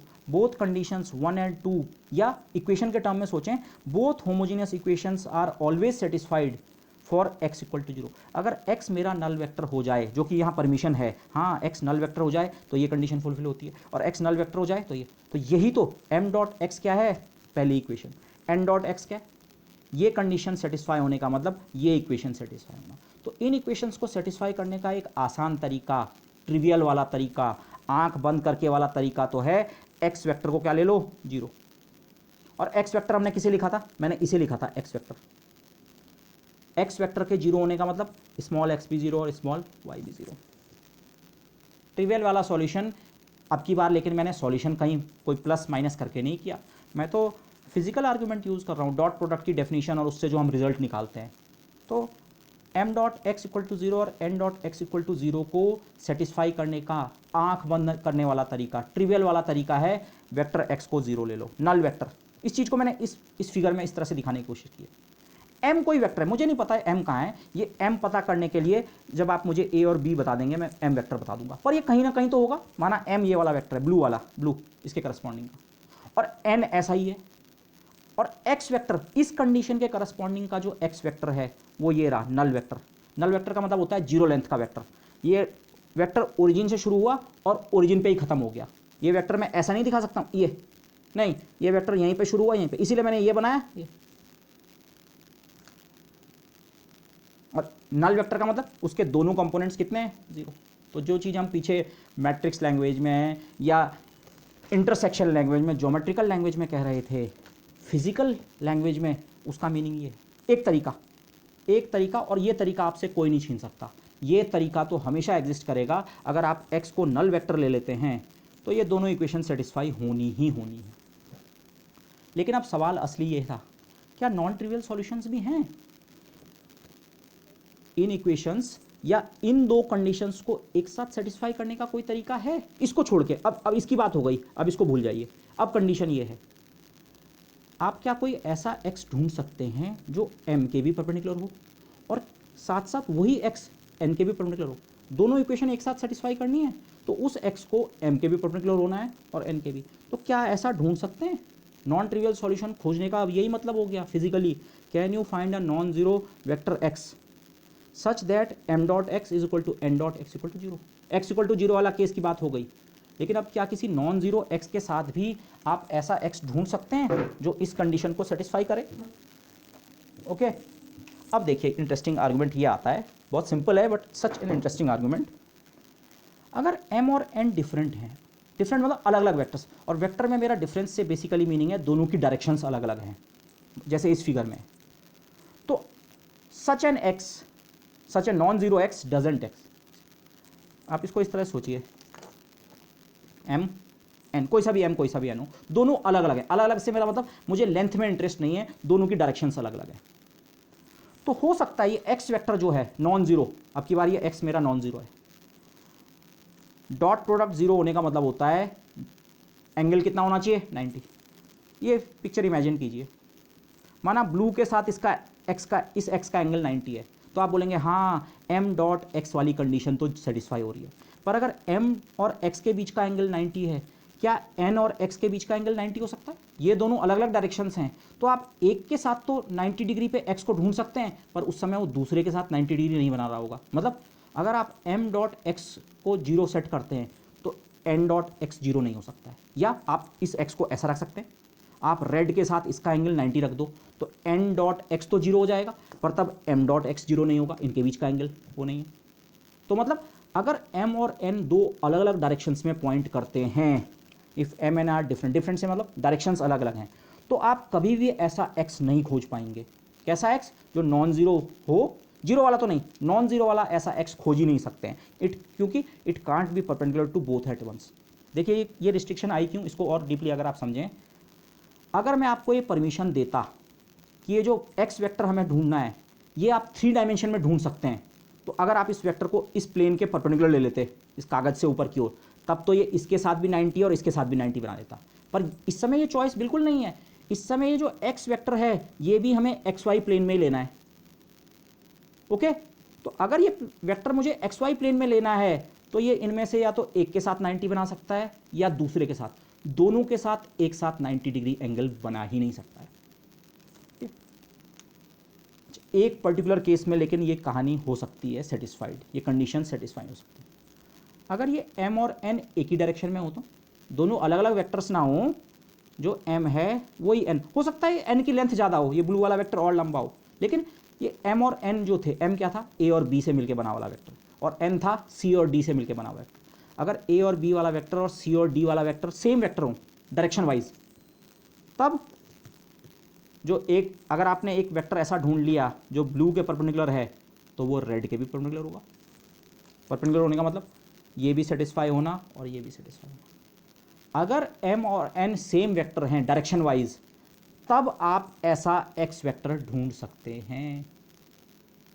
और m और n की सेम डायरेक्शन होने का मतलब क्या है? अब मैं इसको नहीं समझा रहा हूँ, आपके लिए आसान होना चाहिए। Minus b upon a must be equal to minus d upon c, और यहाँ से वही आपकी डिटरमिनेंट इक्वल टू जीरो वाली कंडीशन हो जाएगी। दोनों वेक्टर के सेम होने का मतलब है वो जो डिटरमिनेंट है कोफिशिएंट वाली मैट्रिक्स का, वो जीरो होना चाहिए। ओके, और तब देखिए इस फिगर को और क्लियरली देखिए, ये जो ये मैंने ब्लैक लाइन बनाई ना, ये ब्लू और रेड दोनों के साथ 90 है, पर हमको लाइन नहीं चाहिए, हमें तो x केवल एक वेक्टर चाहिए। अब मैंने जो वेक्टर दिखाने के लिए जो हम एरो हेड दिखाते हैं ना, इस लाइन पे मैंने हर जगह पे एरो हेड लगा दिया। मतलब अगर आप x वेक्टर केवल इसे लेते हैं, इसे, ये m के साथ भी 90 पे है, n के साथ भी 90 पे है, ठीक है, दोनों के साथ 90 पे है। लेकिन अगर आप x इसे भी लेते हैं तभी भी ये दोनों के साथ 90 पे है। मतलब x का एक सॉल्यूशन नहीं है, ये वाला भी है, ये वाला भी। मैं वेक्टर लैंग्वेज में बात कर रहा हूँ। पीछे हम देख चुके हैं भाई, या तो केवल ट्रिवियल सॉल्यूशन एग्जिस्ट करता है, और जब नॉन ट्रिवियल सॉल्यूशन एग्जिस्ट करने लगता है तो तब केवल एक सॉल्यूशन नहीं होता है, इन्फाइनाइट नंबर ऑफ सॉल्यूशंस होते हैं। तो अगर m और n अलग हैं, तब तो आप ऐसा कोई वेक्टर ढूंढ ही नहीं सकते फाइनाइट लेंथ का जो इसके और इसके दोनों के परपेंडिकुलर हो। लेकिन अगर m और n सेम डायरेक्शन में है, तो ये वेक्टर भी ब्लैक वाला इन दोनों के साथ 90 पे, और ये वाला भी और ये वाला भी। तो जो ये पूरी लाइन है, इस लाइन का हर एक पॉइंट, अब इस आप पॉइंट की तरह सोचें, वेक्टर मतलब ये वाला पॉइंट, इस लाइन का हर एक पॉइंट एक सॉल्यूशन है। जो चीज़ हम यहाँ ऐसे दिखा रहे थे ना, ऐसे, और यहाँ जब मैंने एक्सप्लिसिट मैथमेटिक्स की थी, मैंने कुछ इस तरह से लिखे थे सॉल्यूशंस। इस एग्जांपल में इनफाइनाइट नंबर ऑफ सॉल्यूशंस हैं। क्यों है इनफाइनाइट नंबर ऑफ सॉल्यूशंस? दोनों लाइन एक ही हैं, ओवरलैप करती है, तो इनफाइनाइट नंबर ऑफ इंटरेक्शन। वही information purely physical view point, मैंने ना मैट्रिक्स इस्तेमाल की ना कुछ इस्तेमाल किया। बैकग्राउंड में मैट्रिसेस ही हैं, मैथमेटिक्स मैट्रिसेस की है यहाँ पे आके वो, लेकिन physical argument, dot product zero, दो डॉट प्रोडक्ट्स एक साथ जीरो बनाने हैं टू डायमेंशनल प्लेन में, तो अगर m और n अलग अलग वेक्टर्स हैं तो आपकी एकमात्र चॉइस बचती है नल वेक्टर। और अगर m और n सेम वेक्टर हैं तब आपके पास इन्फाइनाइट नंबर ऑफ चॉइसेस हैं। ये आप केवल इस वेक्टर को, मेरे जहाँ पे मेरा हाथ है यहाँ तक ये ब्लैक वेक्टर को सोचें, केवल ये m और n एक साथ हैं, ठीक है जी, एंगल 90 है ये वाला वेक्टर। और या तो आप इसे इतना लंबा भी ले लो तभी भी 90, या इतना लंबा, तो x के बहुत सारे सॉल्यूशंस आपके पास हो सकते हैं। तो ये है a much more physical view point. Okay, ये एक बहुत एलिमेंट्री आइडिया था, ये मैथमेटिक्स बहुत स्कूल लेवल पे आप करते हैं, होमोजेनियस इक्वेशन को सॉल्व करना। बिना मैट्रिक्स के तो और भी छोटी क्लास में करते हैं, 6th 7th 8th में करते हैं। फिर जब आप मैट्रिक्स आपको स्कूल लेवल पे सिखाया जाता है, आप मैट्रिक्स की मदद से बड़े एलिगेंट वे में इक्वेशंस को सॉल्व करते हैं, इन्वर्स निकाल के या क्रेमर्स रूल से। बट बियॉन्ड दैट अब आपको सोचना है, उसके पीछे ज्योमेट्री, फिजिकल उनके इंटरप्रिटेशन क्या है, क्यों वो मैट्रिक्स वाला मेथड वर्क करता है। तो पॉसिबली इसको आप एक हिंट की तरह समझिए कि आपको मैथमेटिकल फिजिक्स पढ़ते हुए जो भी स्ट्रक्चर, जो भी टूल आपको सिखाया जाएगा मैथमेटिकल फिजिक्स में, आप उसे इस तरह से फिजिक्स और ज्योमेट्री और इन नोशंस के साथ भी कनेक्ट करने की कोशिश करें। और ये कनेक्शन आपका एक दिन में इस्टेब्लिश नहीं होगा, ग्रेजुअली जैसे जैसे आप ज़्यादा सवाल करेंगे उस टॉपिक से रिलेटेड, ओके, उसको और डीप स्टडी करेंगे, तब ये नोशंस आपके डेवलप और आपके दिमाग में सेटल होंगे। Okay, so with this I would like to conclude this discussion. Thank you everybody.